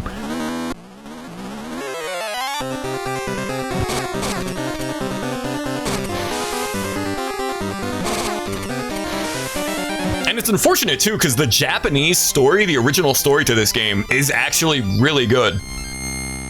It's about the various demons embroiled in a civil war, like fighting for King of the Demon Realm or something.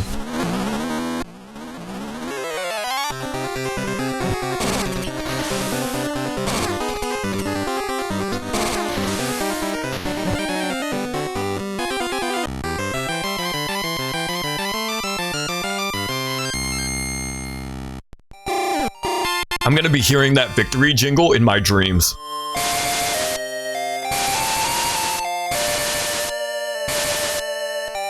So this is like a slidey puzzle, but I don't know. It doesn't tell me which tile on the ground will slide me where.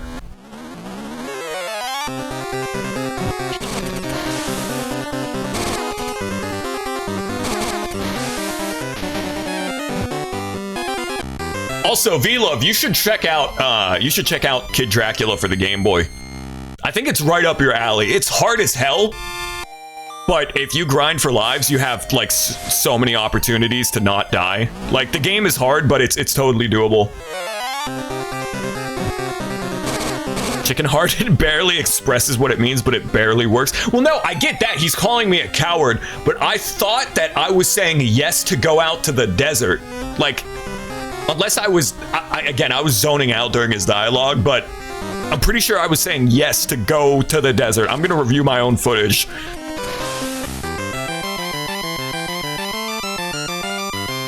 Yeah, I've kind of been in a Game Boy mood recently. Between this and Kid Dracula, there's something that's just super charming to me about the OG Game Boy. I don't know. I don't know what it is. Kid Dracula is great. It's one of the best games on the original Game Boy, up there with DK94 and Link's Awakening and Super Mario Land 2. It is hard though, so if you end up playing it for yourself, it's a hard-ass game. Totally doable though. Okay, I'm gonna look up a map of this desert. I just tabbed back into Chrome and I got jump scared by the evil stick. Gargoyles, quest, desert of destitution. I'm gonna look up a map of this place.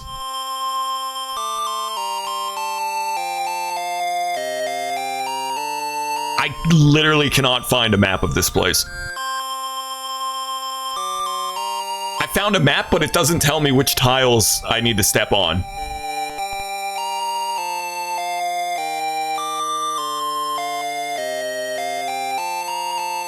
Also, according to this walkthrough, okay, this is the exact chain of dialogue.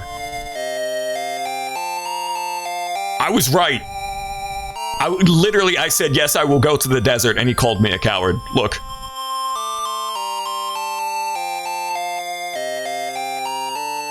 I'm the Barone of the land of Byman. Firebrand, you are too late. They took the candle. It's in the desert of destitution to the east of here. Yes and no were my options. I said yes, I will go to the desert. Like, that was the implication by saying yes. But first of all, it's not even yes or no does not. He didn't ask a question. But if I said yes, I was doing fuck it. No, who cares? Nobody cares. Okay, which tiles do I need to step on? It doesn't tell me. I just have to figure this out on my own, I guess. I figured it out on my own. The cover design looks like Tom, but it really does. Kid Dracula is great. I kind of want to check out the Famicom game, but I remember liking it less than the Game Boy game.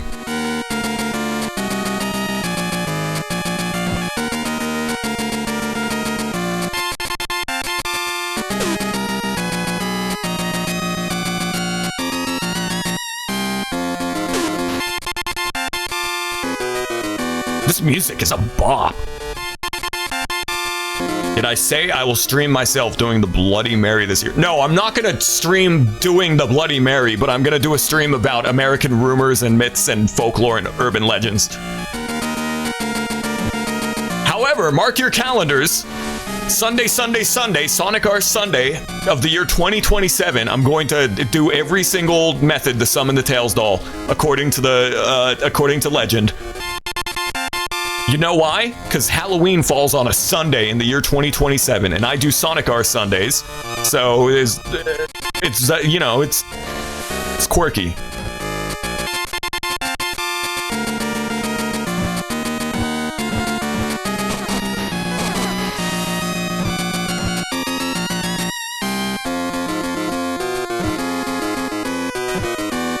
That's for a vial. I'm not going to risk that. You gotta be out of your damn mind.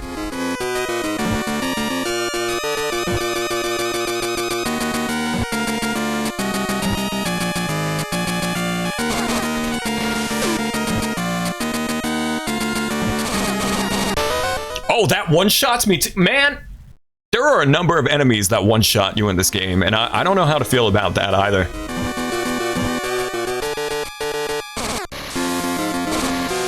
I still think my biggest problem with this game is the random encounters in the overworld, but I'm gonna check out Gargoyle's Quest 2 after this. Not tonight, but before this month is over, we're gonna check out the NES game.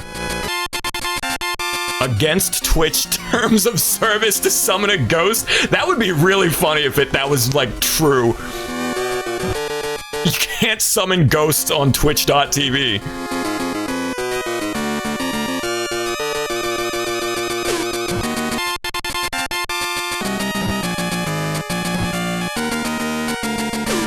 I'm getting impatient. I'm getting sloppy.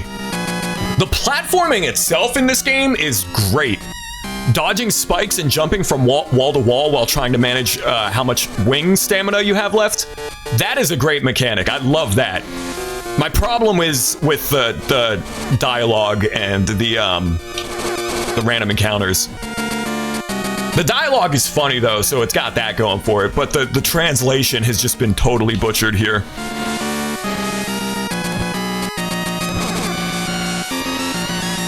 There's a banger concept for a fictional world where there's demons and ghosts. Oh, that's okay. I was gonna say, yeah, that's this game. I misread your chat message. This is a Ghosts and Goblins spin-off too, but it takes place in the actual like demon realm. I don't think Arthur makes a cameo in any of these games though, which that's kind of surprising. You'd think he would make some kind of appearance.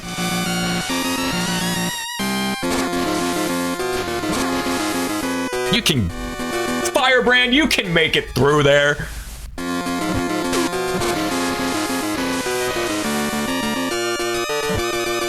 Dan-da-Dan? I haven't seen any of Dan-da-Dan, but the opening theme is a bop.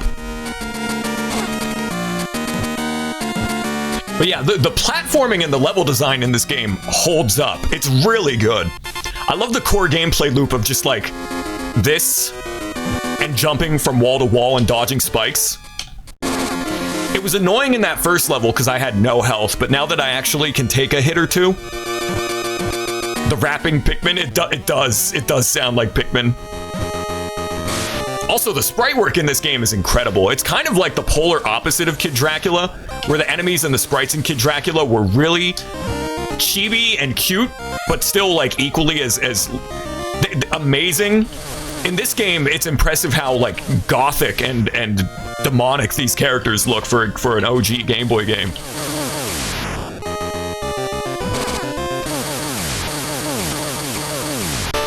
Ah, damn. Boss is one-shotting me. I'm okay with that. That makes sense to me. Arthur's currently getting freaky in a cemetery. That checks out, considering every Ghosts and Goblins game, just about.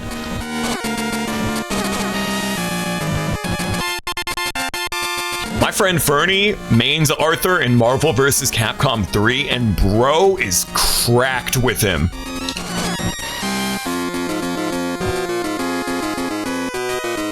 He busts out Arthur, you can kiss your win goodbye. He goes X Games mode, X Factor mode even.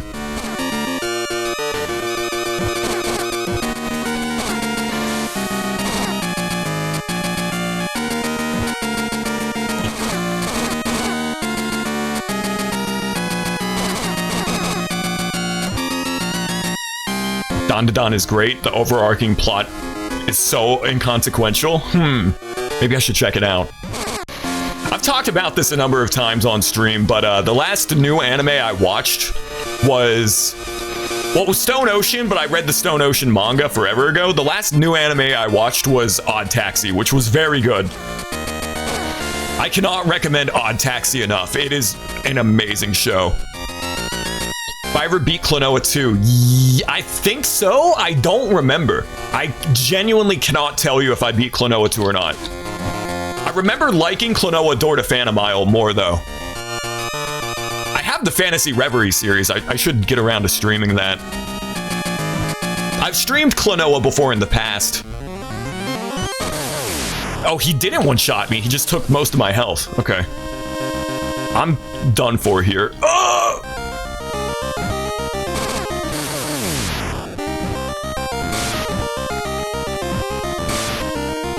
Yeah, my team in Marvel vs. Capcom 3 is usually Frank West, Spider-Man, and either Ryu or Morrigan. I also really like Doctor Doom and Doctor Strange as well. Marvel is the only team-based fighting game I like. I'm not a fan of like King of Fighters. I love Fatal Fury, but I don't like King of Fighters. I don't like Dragon Ball Fighters. 3v3 fighting games overwhelm me and they stress me out. I don't know why. But Marvel vs. Capcom 3 is an exception. And Marvel 2, but I like Marvel 3 more.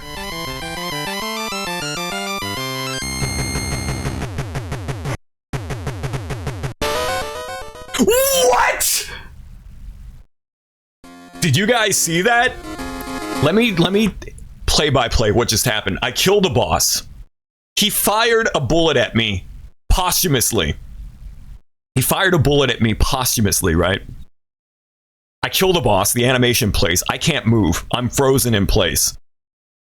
The animation resumes, like I'm able to move again, and the bullet kills me. I'm not even mad. I'm not even mad. That is hysterical.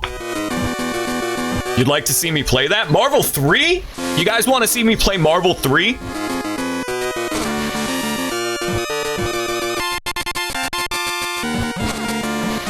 I'm not good at it. I'm not like a professional player. I'm trash at it. Since day one in the same order, Taskmaster, Super Scroll, Hagar. That's a good roster right there. For the longest time I pronounced it Mike Hagar because like I thought it was like Sammy Hagar, but then somebody told me it's Hagar, and now I started pronouncing it that way. But I feel like it's Hagar, like Sammy Hagar. You meant Klonoa 2. Oh. Maybe.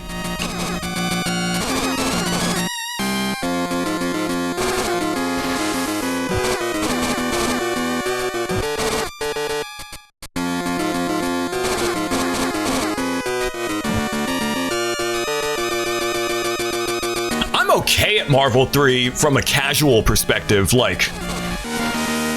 I don't button mash. The only fighting games that I button mash are Mortal Kombat. I've always been trash at Mortal Kombat. I grew up playing Capcom and SNK fighting games, so Mortal Kombat was never my forte. I love it. Like, I love Mortal Kombat, but I've always button mashed in that game. You know what? Same thing with Tekken as well. Tekken is a button mashing game for me. But if I'm playing Street Fighter or Samurai Showdown or Fatal Fury or Killer Instinct, like I know how to space. I know the combos. I know the bread and butter combos. Killer Instinct, I know the auto doubles and the combo linkers and everything. KI-94 is the only fighting game I would say I'm like good at. Still not pro by any means. Like, I'd probably get my ass kicked by anybody playing it on Fightcade. But KI-94 is like the only fighting game that I kind of know my stuff.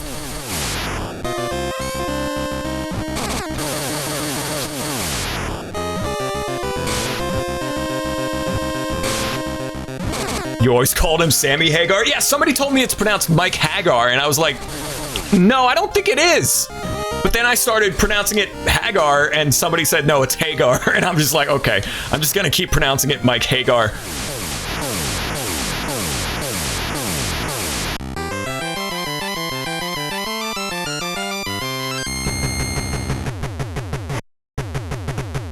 Good at Smash 4. I'm awful at Super Smash Brothers, but I also don't give a singular damn about competitive Smash Brothers. To me, Smash Brothers is a fighting game that can be played competitively, but I'm completely indifferent to that. My love for Smash Brothers stems from my childhood, playing Smash 64 and Melee as a kid.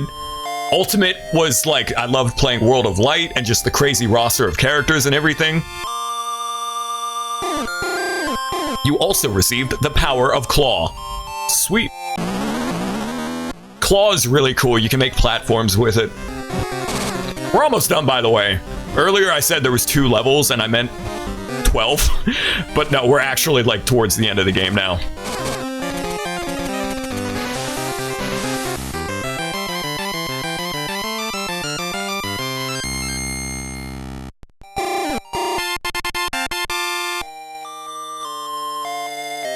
So can I just go back to the king and he'll tell me where Major Rita is? Majora's Mask?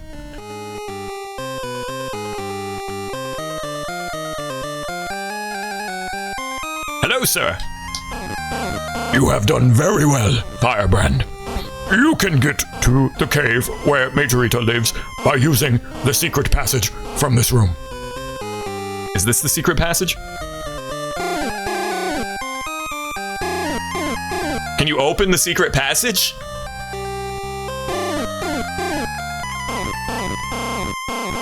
Can you open the secret passage? This is some Star Tropic shit, man. Oh, it's an invisible wall.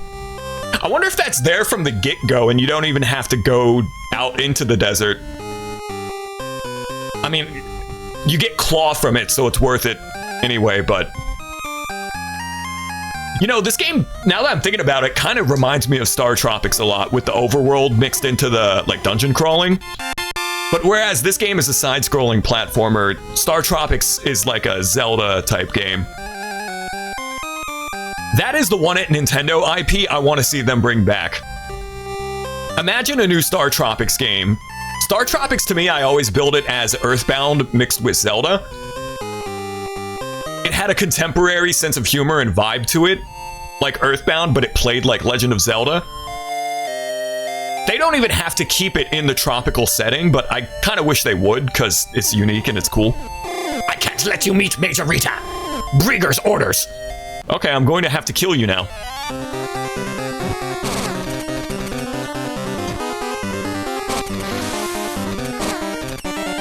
You like the monsters in this game? Yeah, Ghosts and Goblins always had a cool-ass design sensibility when it came to the demons and the enemies. Asuderato, the final boss of Ghosts and Goblins 1, is such a cool design.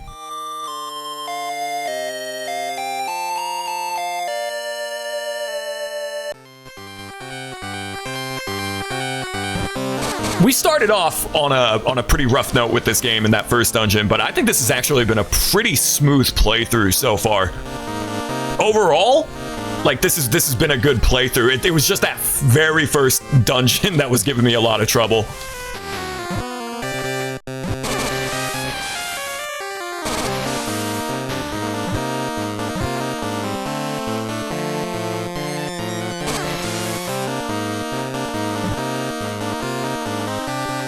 Maybe next time I play Marvel, I'll try out Firebrand.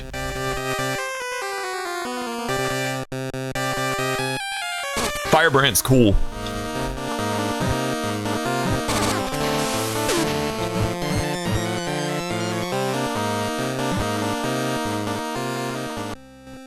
Are you Major Rita? If you want to know about the red blaze, light a candle at the altar. Star Tropics is a good IP, terrible gameplay. Why is he hopping around in squares? I disagree with that take so hard. Star Tropics is great. 1 and 2 are awesome. There is a bit of input delay when you, like, if you haven't played Star Tropics, Mike doesn't immediately go left, right, up, down when you tap the D-pad. He changes direction. It's almost kind of like tank controls, but the whole game was designed in a grid format, so it works perfectly. Star Tropics becomes bullshit later on, though. The final 2 dungeons are like impossible without save scumming, in my opinion. But overall, it's a great game. Upon lighting the candle of darkness, the surroundings are put under a cloak of darkness. A long time ago, the red blaze defeated the king of the destruction and locked him away deep underground. Why are you teleporting around? He was called the red blaze because his color was that of a blazing fire. You're just literally describing Firebrand. The red blaze, yes, he was a mutant gargoyle.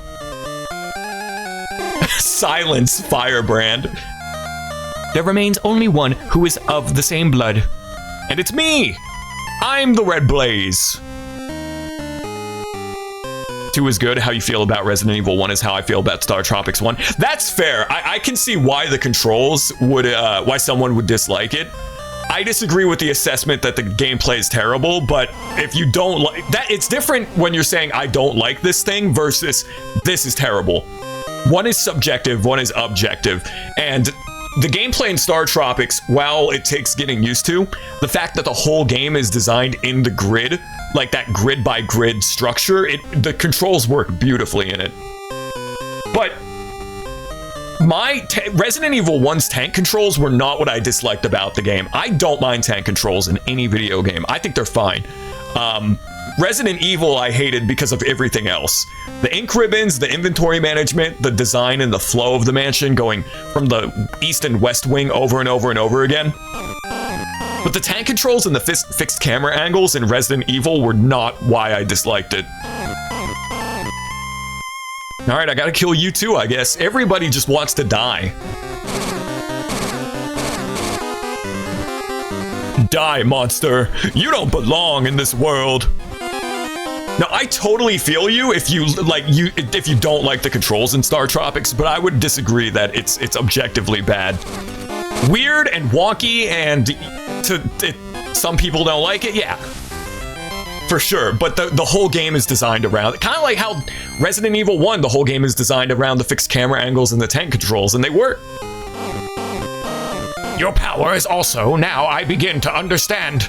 The one who is of the same blood is Firebrand. It's you. Only you can defeat Brieger, but you are so weak now. Go to the east and find Rushifel. Rushifel. Oh my god, is that a mistranslation of Lucifer? Like in Japanese, it would be like Lucifer. Rushifel. Oh my god, they butchered that. Rushifel. That's literally Lucifer, but they butchered the translation of it. It would be like Lucifer. That's really funny. The wind sounds like the DKC 1. Yeah, it does. I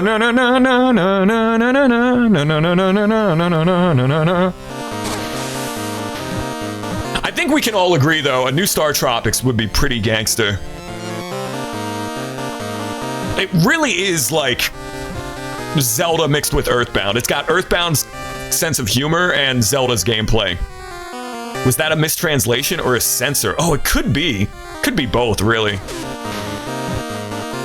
I wouldn't be surprised if it was one or the other, because this game is heavily censored. That's a part of the reason why the dialogue makes no goddamn sense.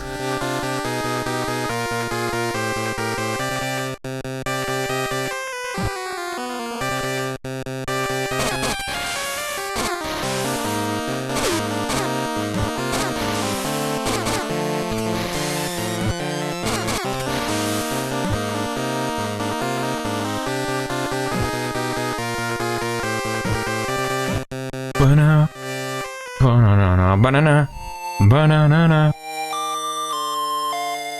Yeah, we're nearing the end of the game. I think we got like one more dungeon, one more level. Rushifel has the candle. This real red blaze is Rushifel himself. give you Star Tropics 1 with Part 2 gameplay, and the last area won't be harder than Spelunky. I will agree, the final 2 dungeons in Star Tropics 1 are total bullshit, and you have to, like, save scum it.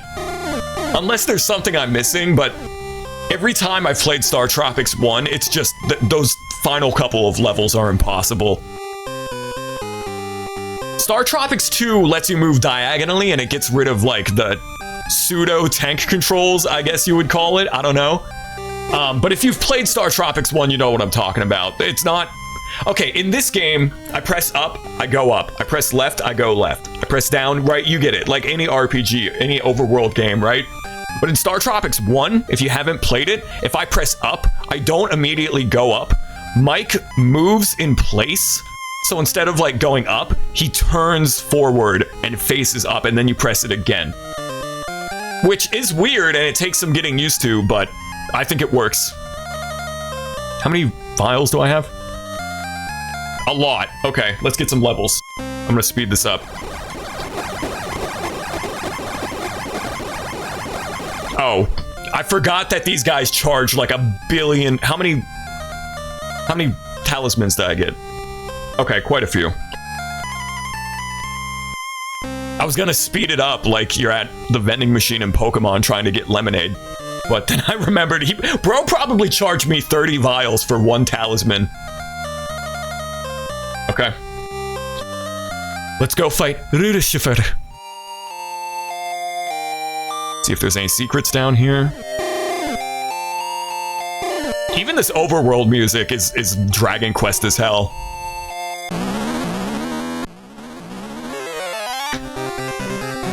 Yeah, at this point I'm convinced that the random encounters were added last minute as padding. Just to make the game longer, when otherwise for 1990 this probably would have been the longest Game Boy game at that point, like released at that point. I love it when games do this, by the way, where a boss fight from at the beginning of the game becomes a regular enemy. It really does show you how much more powerful you've become over the course of the journey.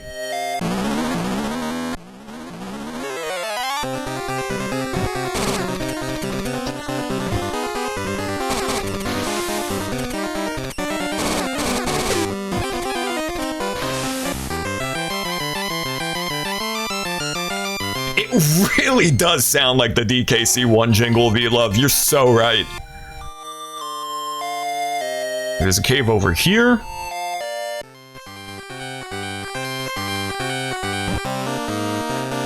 I wonder what goodies lie in this cave.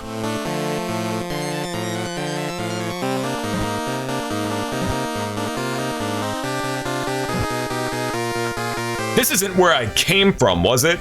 Is this a brain rot streamer blindness moment? I'm gonna die.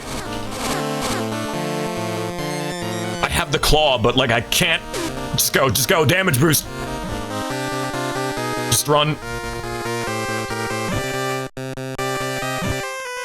Okay, now I need to use the claw.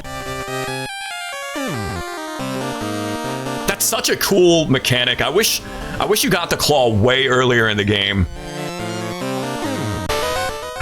Man. I gotta kill those enemies first.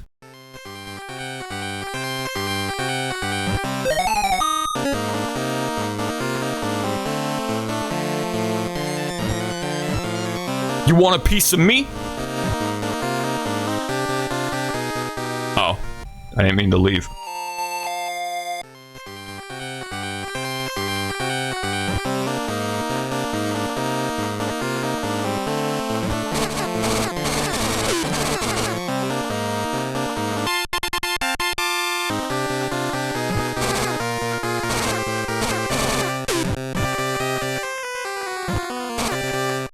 Boy, you fucking gobshites.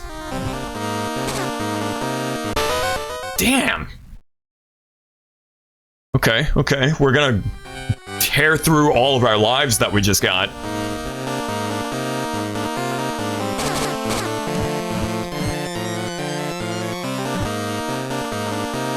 I'm gonna get in my dynamic stance. I'm gonna fucking headbutt your helmet. Kaboom.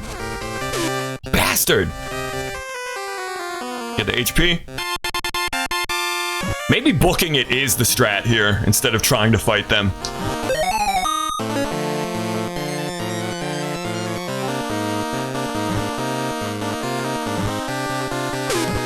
That's some cockamamie baloney right there. Firebrand! Come on, buddy. Come on, go, go, go, go, go! The slowdown gives me time to think.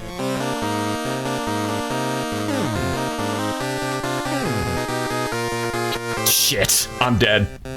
Unless I can shake him. Damn! Oh, we almost had it. Okay, run it back.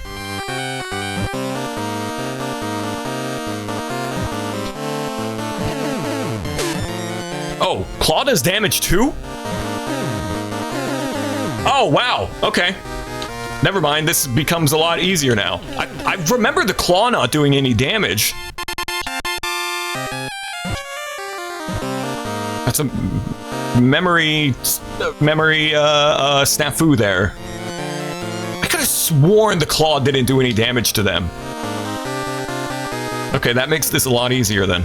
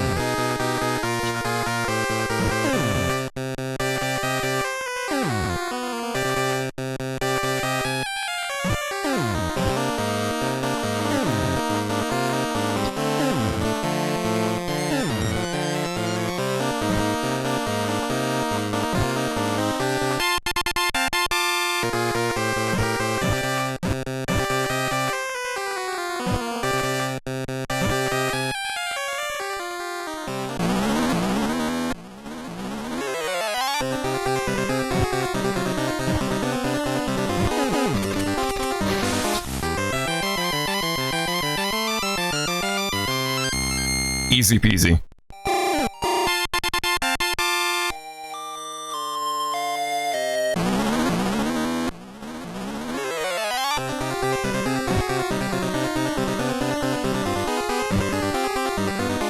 The controls in Star Tropics are not worse than Lester the Unlikely. That is ridiculous. I'll boot up Star Tropics right now. Forget Gargoyle's Quest. We'll beat that. That's cap. We will not beat that game tonight. This is where I came from? Surely you jest. One of these caves is progression. I'm sure.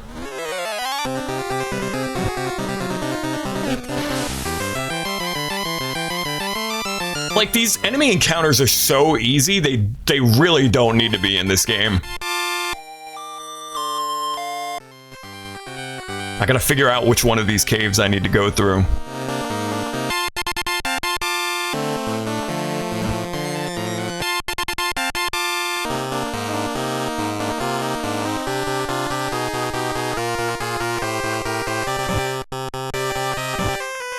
Wait a minute, this is I've already been through this cave. Wait a minute.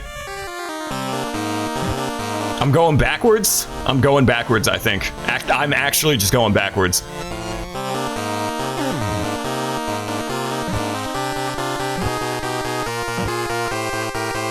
I might have to consult a map, because I don't know where I need to go now.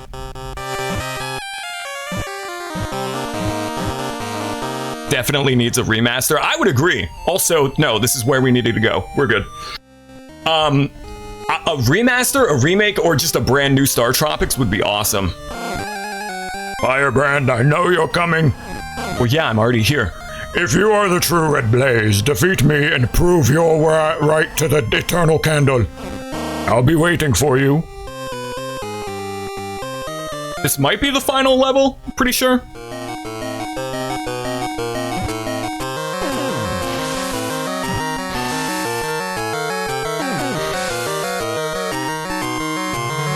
You know, I'm glad that I realized in that cave that the claw also functions as a weapon, because I would be constantly pausing and unpausing the damn game.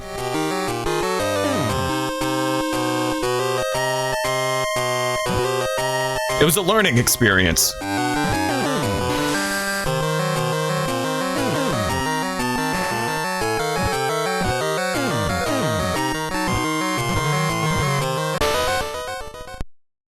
I never understood in video games when you touch the side of a spike and you die. That's not how spikes work. You gotta get poked with it. Like Vlad Tepes style.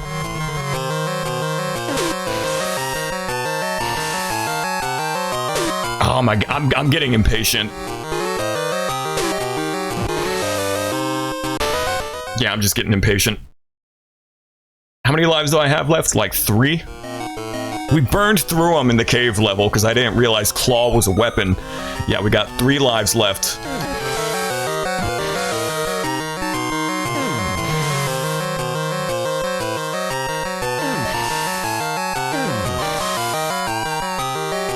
Damn it.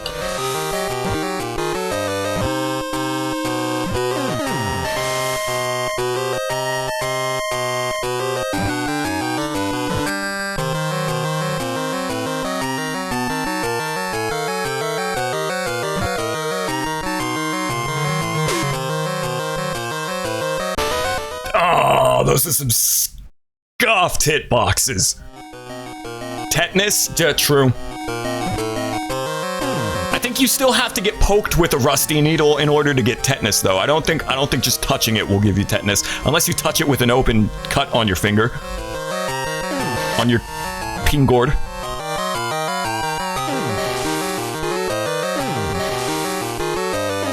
Today we're gonna finger paint kid named Finger.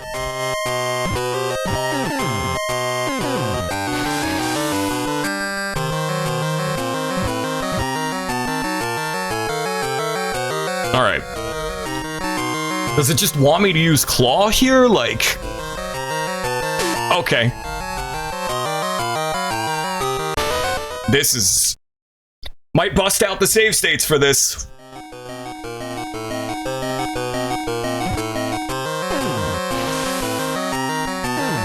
I understand the point. You're supposed to drop down and not get stabbed with the big pokey thing. But those are some very scuffed hitboxes.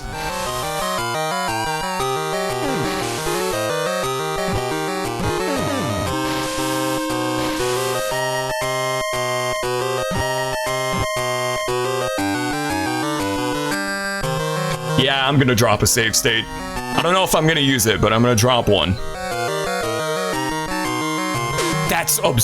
You have 0 seconds. You have literally like 0 seconds to drop down there. That is all. Okay, you know what? New strat. Damage boost.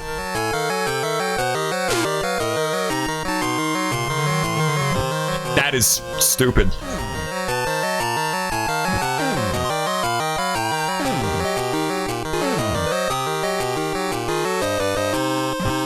I missed the heart. I wonder if I can go back for it.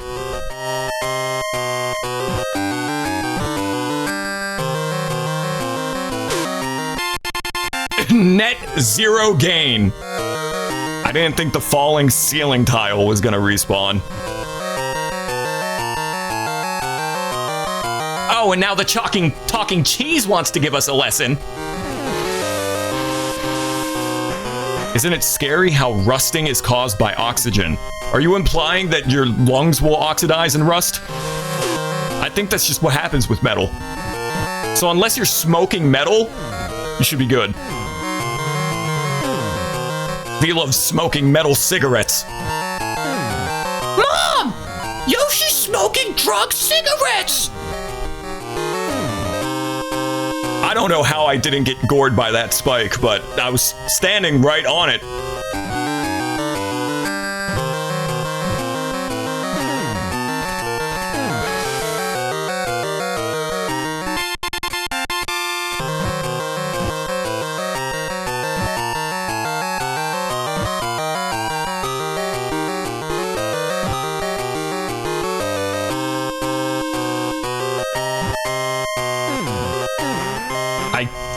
I guess technically we do rust. Ashes to ashes, dust to dust.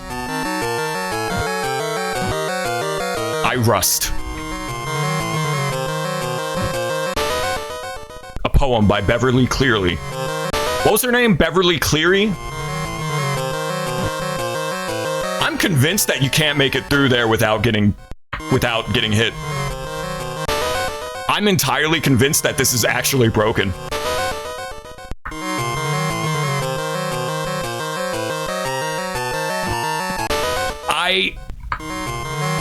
Wait.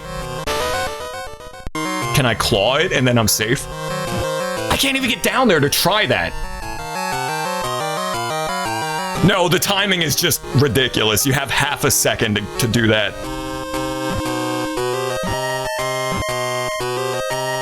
Ashes to ashes, dust to dust. I wipe my ass and slap my nuts. Beverly Hill. Beverly Hill. Beverly Hills Cop. Beverly Hill is where you go to play Beaver Bother for the rest of eternity.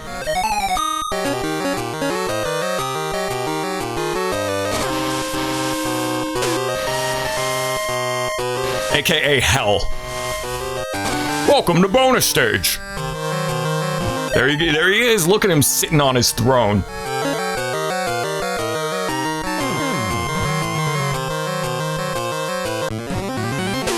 He looks like Jason.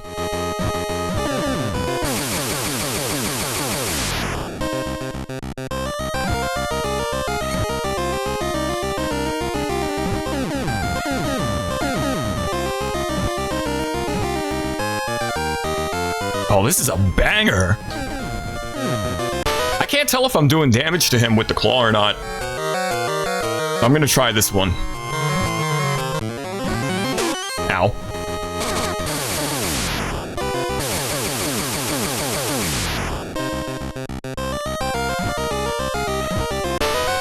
I don't care that I'm using save states anymore. We went the whole run without using save states, so I'll, you know, we beat Kid Dracula without save scumming, so I'll make an exception for this game.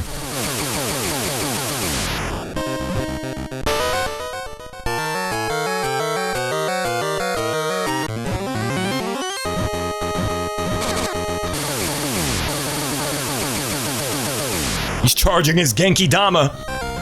Spirit Bomb.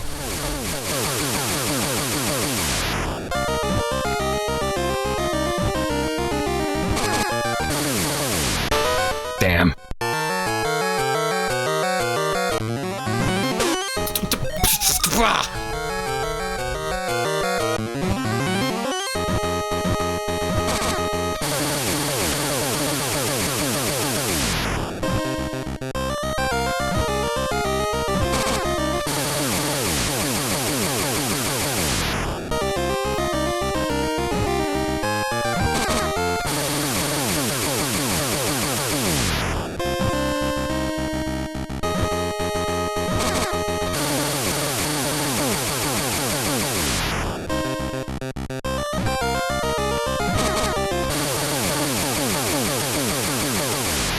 I think this is doing damage to him.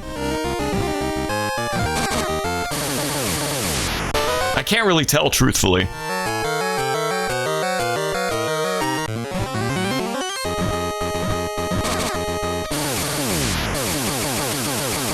Maybe I have to deflect the Spirit Bomb back at him?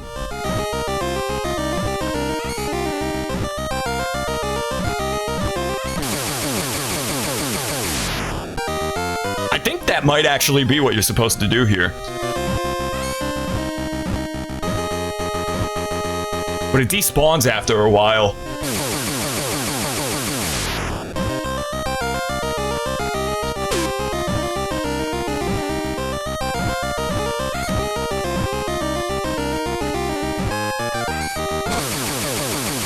Because I can't tell if I'm doing damage to the guy or not.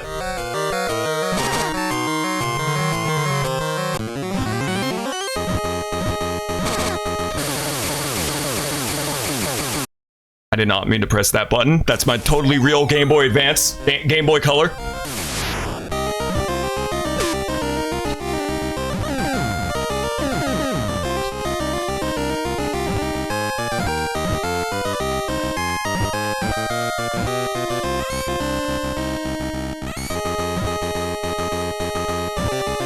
No, it went through him, so it's definitely not that. I'm gonna look up a walkthrough here in a second to see how to kill this guy. I thought maybe I would have to lure it back into him, like hit him with it, but that's not doing anything. I'm gonna look up a walkthrough. Gargoyles quest final boss. Oh, this guy isn't even the final boss. Gargoyles quest long play.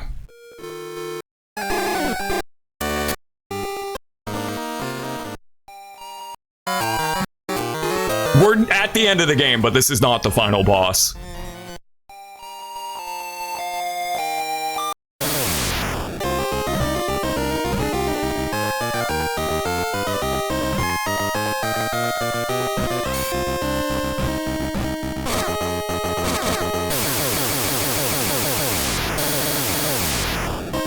Nope, you just have to shoot him in the head.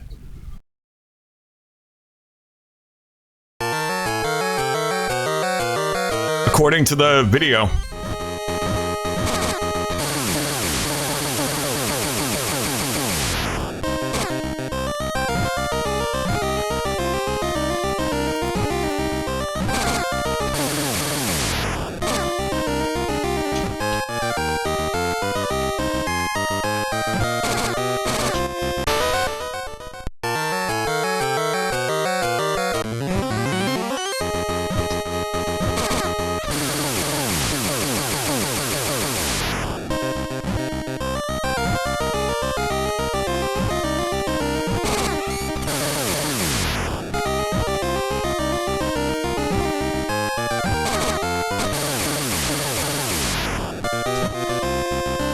The big ass bacteria is relentless. Bro is on a mission.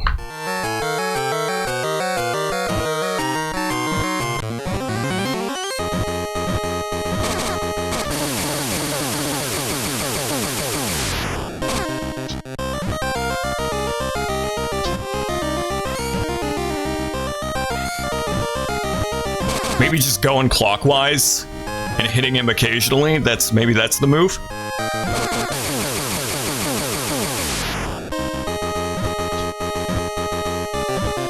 I got stuck on the wall. That worked actually though, because I damage boosted it. That actually worked. We're gonna go counterclockwise now.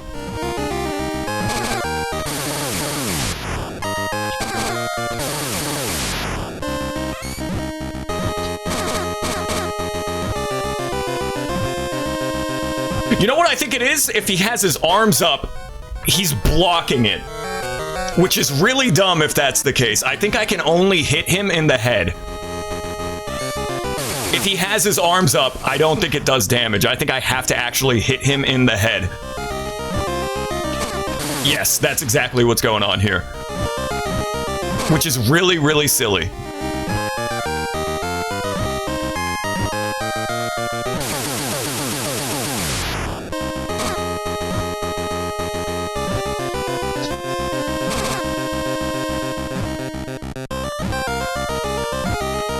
Wow, this is an annoying boss fight. This is a really annoying boss fight, huh?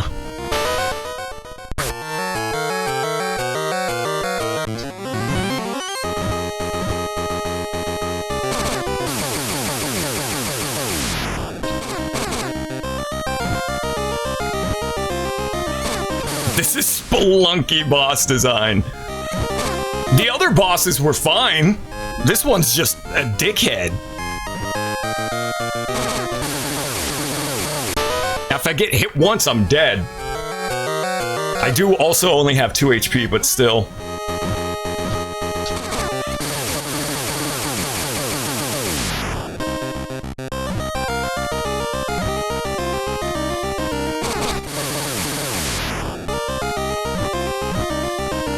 Can this little doodad, like, get out of here?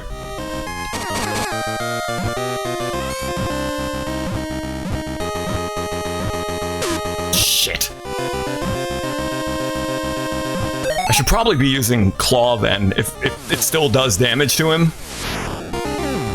And I'm just a big dangus. Put your hands down! Oh my god.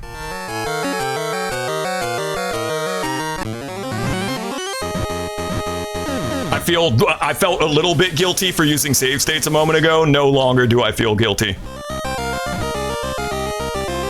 This is a load of tartar sauce. There's a load of barnacles.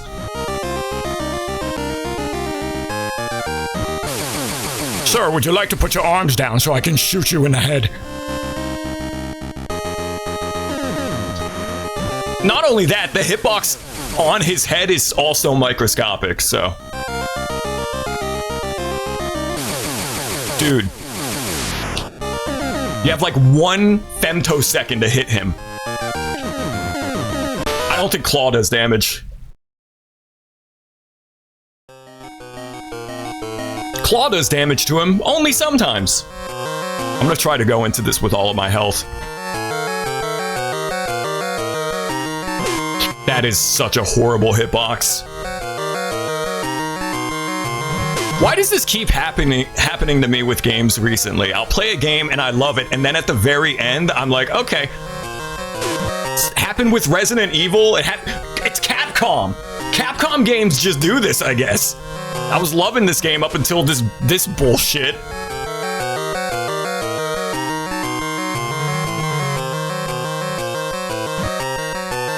Same thing happened with Resident Evil. I was loving it, and then, like, as we got towards, like, further into the game, I was like, oh, this is horrible.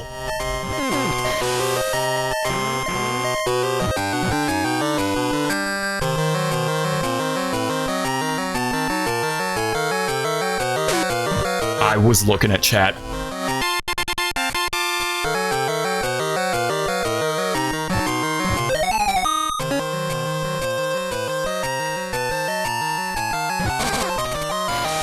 Yeah, we're definitely gonna play Gargoyle's Quest 2 now. I can't say that. Gargoyle's Quest. Gargoyle Quest. This game was good up until this level. Random encounters notwithstanding, but this is a load of horse shit. No, I don't care about spoilers for Spelunky.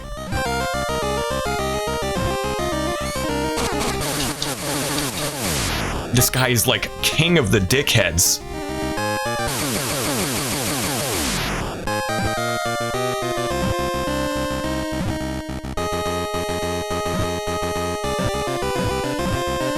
We're at the end of the game, so there's only one more boss after this, and I don't want to know what kind of chicanery I'm in for if this guy isn't the final boss. Shit.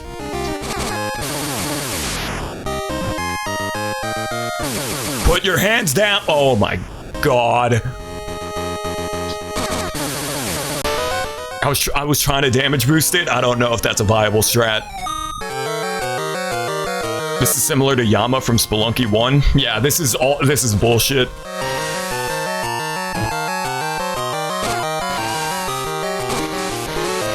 This was such a good game up until this fight.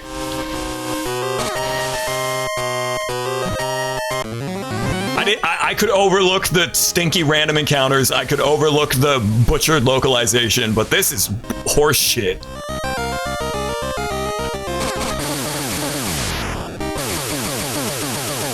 There's a lot of Capcom games that do that kind of thing. Like a lot of the Mega Man games, even though I love them, and I know Mega Man like the back of my hand, a lot of those games do that where the end game just gets ridiculously difficult.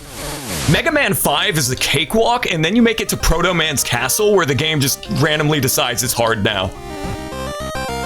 Like, Mega Man 5 is such an easy game, and then when you get to Proto Man's Castle, the game is just like, okay, it's gonna get really hard for no reason now. Alright. That was absurd. That was ridiculous. I feel zero guilt for safe scumming there.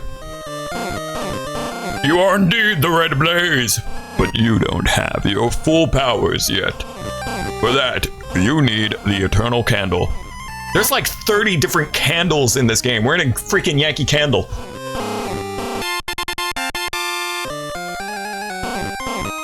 Have I heard of Totally Rad for the NES? I've heard of Dudes with Attitude. Rad Dudes with That? Was that the name of the game?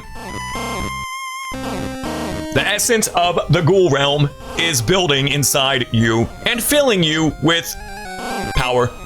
Someone is speaking to you in your mind. You are our son. Show us your real power and defeat the King of Destruction. You acquired the magical power of Darkfire. Thanks, Mom and Dad. I'm okay, Dad. Alright, this is the real final boss coming up. Darkfire, huh? Looks pretty cool. I mean, it only fires one at a time, though.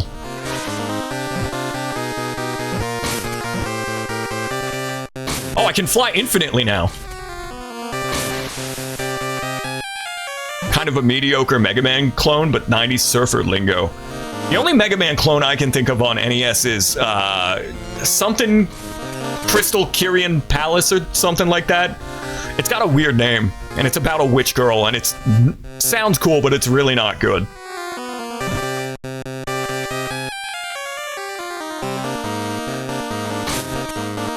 Now I can fly forever. But this guy's still faster than me, so.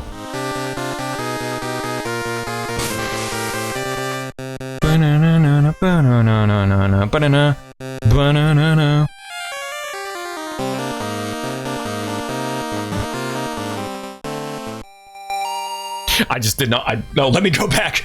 I didn't mean to go back. Okay. Aerodactyl trying to fight me. It does look like an Aerodactyl. You know what's weird? It looks like a skeletal version of Satan from Ghosts and Goblins 1.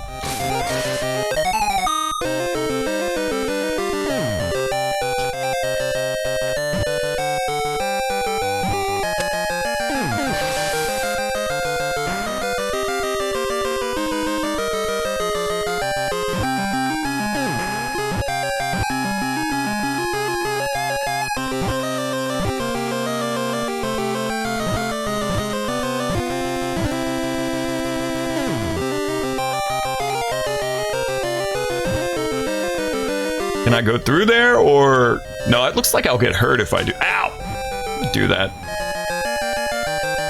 I got hurt anyway.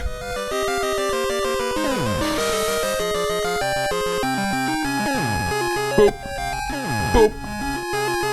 Boop.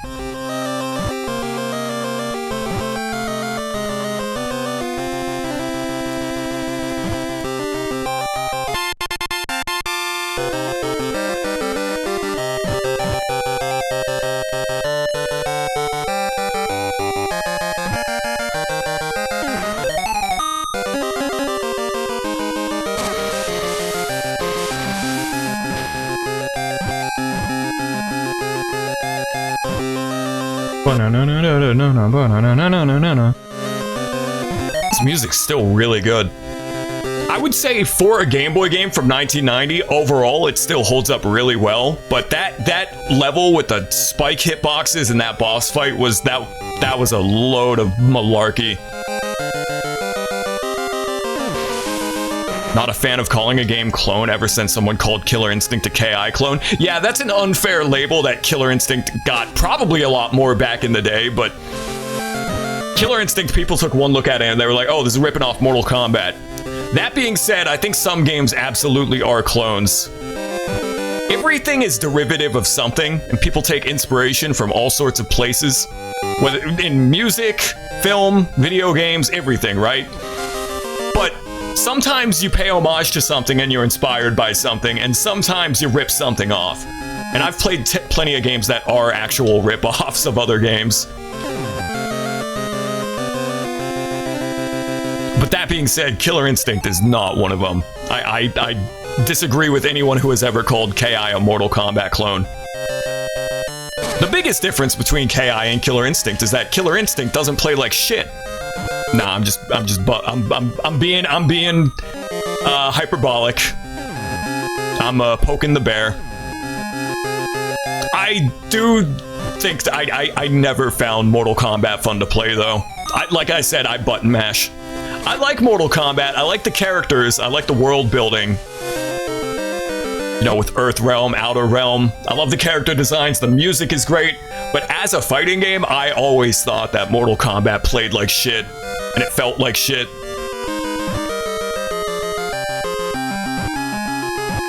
I'm gonna get hit. That's another problem with this game. I mentioned it at the beginning. Firebrand can only jump up off of a ledge. You can't drop down. So that hasn't, surprisingly, that hasn't been a problem for most of the game, but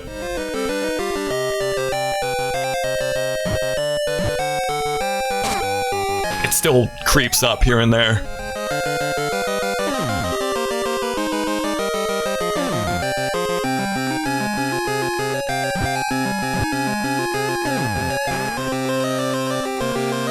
But I love the core gameplay loop of this game so much, so maybe, yeah, maybe NES Gargoyle's Quest 2 is a bigger improvement from this game than I thought. I just remember liking this Game Boy game way more. Bullshit. Save state. Ah! That didn't happen.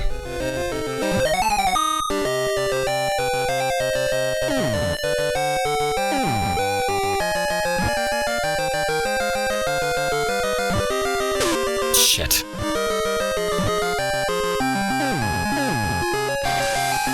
Cosmic rays. Yeah, it was a bit flip.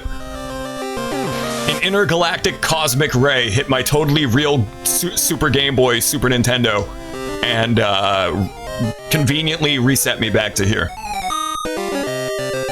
Tekken is an improvement to Virtua Fighter. Yeah, that's another game series that I have a ton of respect for, that I don't actually like playing. We were talking about Dark Souls at the beginning of the stream. I have a lot of respect for the Souls games, and there's a lot that I appreciate about them, but I can't find myself enjoying them whenever I play them. Virtua Fighter is the exact same thing. It was one of the first, like, polygonal video games with textures. It was a huge, groundbreaking, like, achievement for gaming in the I think 92 is when Virtua Fighter 2 came out. Well, Virtua Fighter 1 had polygons and it was texture mapped, but Virtua Fighter 2 was a huge improvement over it. But as for playing them, I can't make heads or tails out of Virtua Fighter. I am so bad.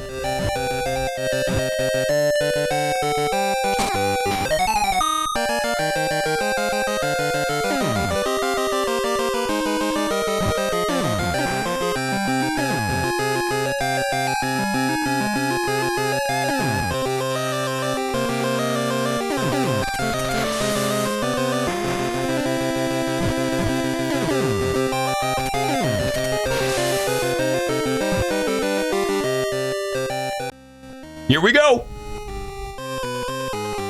Final boss time.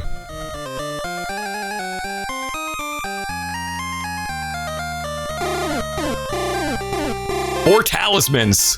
They're gonna give me 4 lives here? That's actually pretty charitable.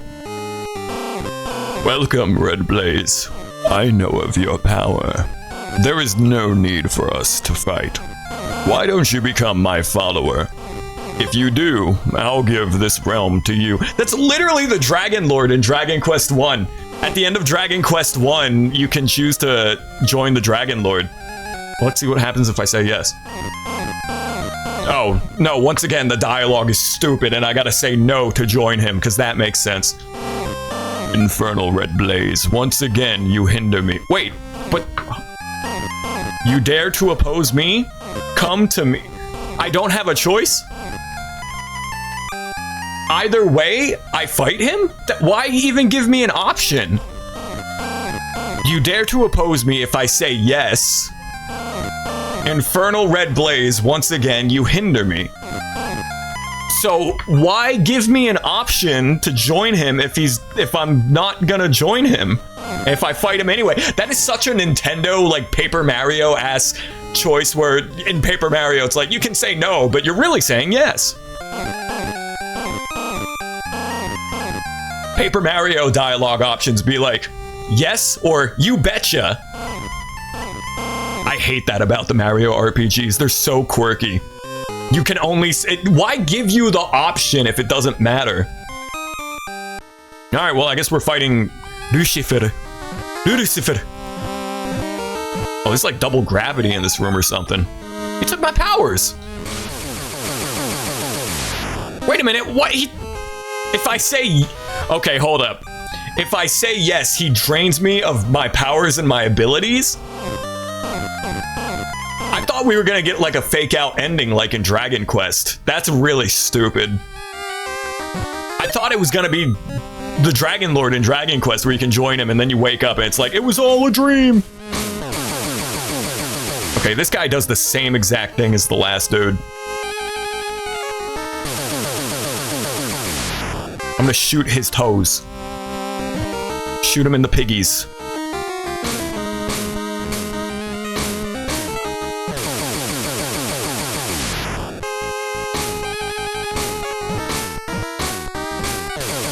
I don't know if I'm doing any damage to him or not.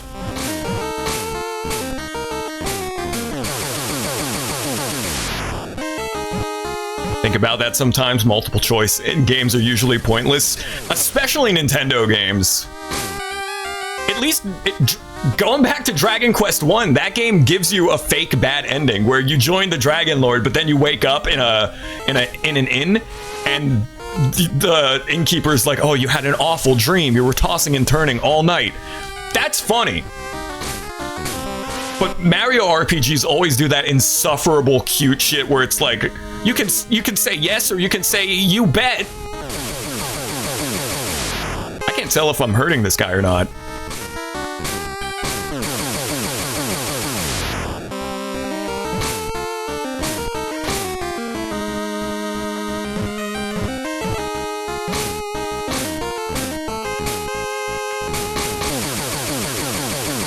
I mean, it seems to be another case of I have to hit him when his arms are down, but his arms, it still doesn't look like I can hit him in the head when he does that. This is the final boss, by the way.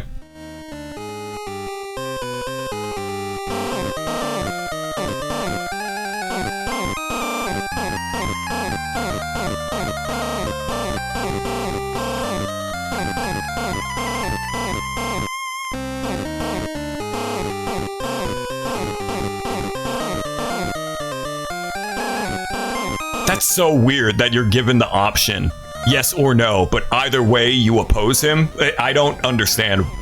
That's gotta be a mistranslation or something. I don't know why I would be surprised by that in a game full of mistranslations. Okay. What is your deal, buddy? How do I go about felling you? See, I can't hit him when his arms are down like that.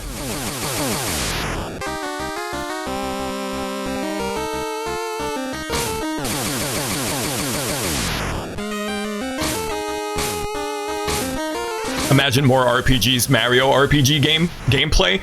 I like the action commands in Paper Mario and like Super Mario RPG. I don't mind traditional turn-based combat though. Lisa the Painful is entirely turn-based except for like the WASD combos you can do. But Lisa the Painful has the best like combat in any turn-based RPG ever, and it's very traditional turn-based. But that's more so to do with the enemy design, because Lisa the Painful doesn't have like typical enemies. There's maybe one or two caves that have random encounters, but Lisa the Painful treats every fight like a boss battle, which is what makes the combat so good in that game. I don't know how I'm supposed to kill this guy.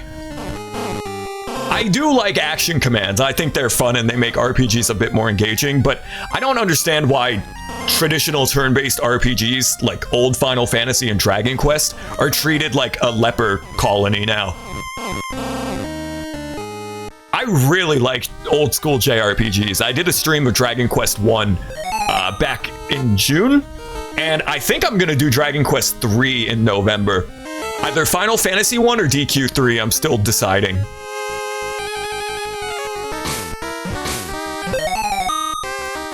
referring to lots of gameplay, mini-games, and platforms. Well, there are plenty of mini-games and turn-based, like Dragon Quest III has Pachisi. There's an entire board game built into that game. As for platforming, I never enjoyed the platforming in the Mario RPGs. I thought they were really, it was really half-baked. Okay, so damage boosting might be the way to go here.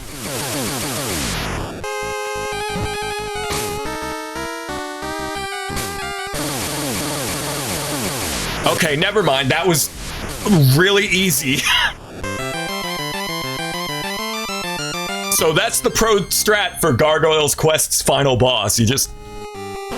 yeah. I've been defeated twice. I'll never forget this. I'll be back, and then I'll... yeah, you're dead. Go to hell again. Go to super hell. Red Blaze forever. Hashtag Team Red Blaze. Hooray, Red Blaze. Hey, friend. You made it. I knew you would. But why didn't you tell me you were the legendary Red Blaze? Well, it's because he's green on the box art. Anyway, you saved the realm. I hope you'll stay here and help us. By the way, Firebrand, the Earth is yours. If you can conquer the Earth, you can be king there. Good luck. It's a prequel to Ghosts and Goblins. That's why you fight Firebrand in Ghosts and Goblins. He wants to conquer the Earth. When Brieger was defeated, his power over Darkone vanished. Send him to super jail. Yeah, with the quirky warden with the top hat. He's all zany. Tumblr sexy man warden. Darkone regained his great power and defeated the entire army of destroyers. The Ghoul Realm became safe. Question mark again. That's good. I like that. Firebrand became well known throughout the Ghoul Realm. A legend in his own time.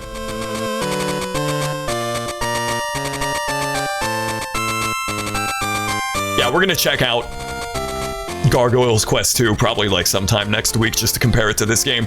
Overall, still a good game. I love the platforming in this game. Having to jump from wall to wall and use your wings and not run out of stamina is a really cool concept for a platformer. The overworld and the exploration was fine, but the random encounters were completely extraneous. They did not need to be there. And the hitboxes in those final two, like with the spikes that would protrude in and out, that was like total horseshit. I would say up until the last two boss battles, this was a really good game, even though the dialogue is complete nonsense. And the random encounters were really annoying. Still a good game though. It's got that OG Game Boy charm. The platforming and the controls feel great. They feel really solid. But yeah, the scummy hitboxes on some of the spikes, the final two boss battles, and just the useless NPCs kind of take this game down a notch. But you also have to keep in mind, this is an early Game Boy game, like a really early Game Boy title. And it was really pushing the envelope for the console at the time. But they would follow it up with a sequel on the NES, which, going into this, I was not planning on doing Gargoyle's Quest 2, but now I kind of want to check it out just to compare it to this game. I remember not liking it as much as this game, but that's probably going to change. Crazy ass shows. I actually like Super Jail. I'm not a big fan of blood and gore for the most part. It's just not really my thing. But Super Jail is so bizarre and deranged and just out there, and the animation is so crazy. Like, I kind of rock with it. I kind of like it. It's unnecessarily gratuitous and like violent, but the animation is so mesmerizing, and I really like the art style. But yeah, Gargoyle's Quest. I got my beef with this game, but I still enjoyed that for the most part, like up until the very end of the game. And for an old-ass Game Boy game, it still holds up. Gonna see how the NES sequel fares. I'm definitely not gonna do Demon's Crest. Maybe I'll do that in the future, but Demon's Crest is a way longer game, which is another reason I'm not as big of a fan of it. It takes a couple of sessions to beat that game. It's a lot longer. But yeah, sometime next week probably we'll check out Gargoyle's Quest 2. And if there's an SA1 ROM hack of Demon's Crest, we'll check that out. Maybe in next year's Getting Spooky with it. This is one of those games where you gotta reset it, huh? Hate that. I hated when games did that. And this game doesn't even have a save feature, so it's not like you can reload your save, you just got your password. But yeah, Gargoyle's Quest still, for the most part, holds up. Good game. I would recommend it. Maybe exercise a bit of patience with it, but for a Game Boy title, great game, and it started a great trilogy of games. I'm excited to check out Gargoyle's Quest 2. We're going to check out Zelda 64 Corruption's Embrace here in a moment. I'm going to go offline for a little bit and make myself something to eat, and then we'll be back with that. And maybe The Walking Dead. Don't know if I'm going to do episode 4 tonight, because that would be a late night stream. But maybe. I don't know. If I don't see you then, have a great rest of your night. Otherwise, stay tuned in.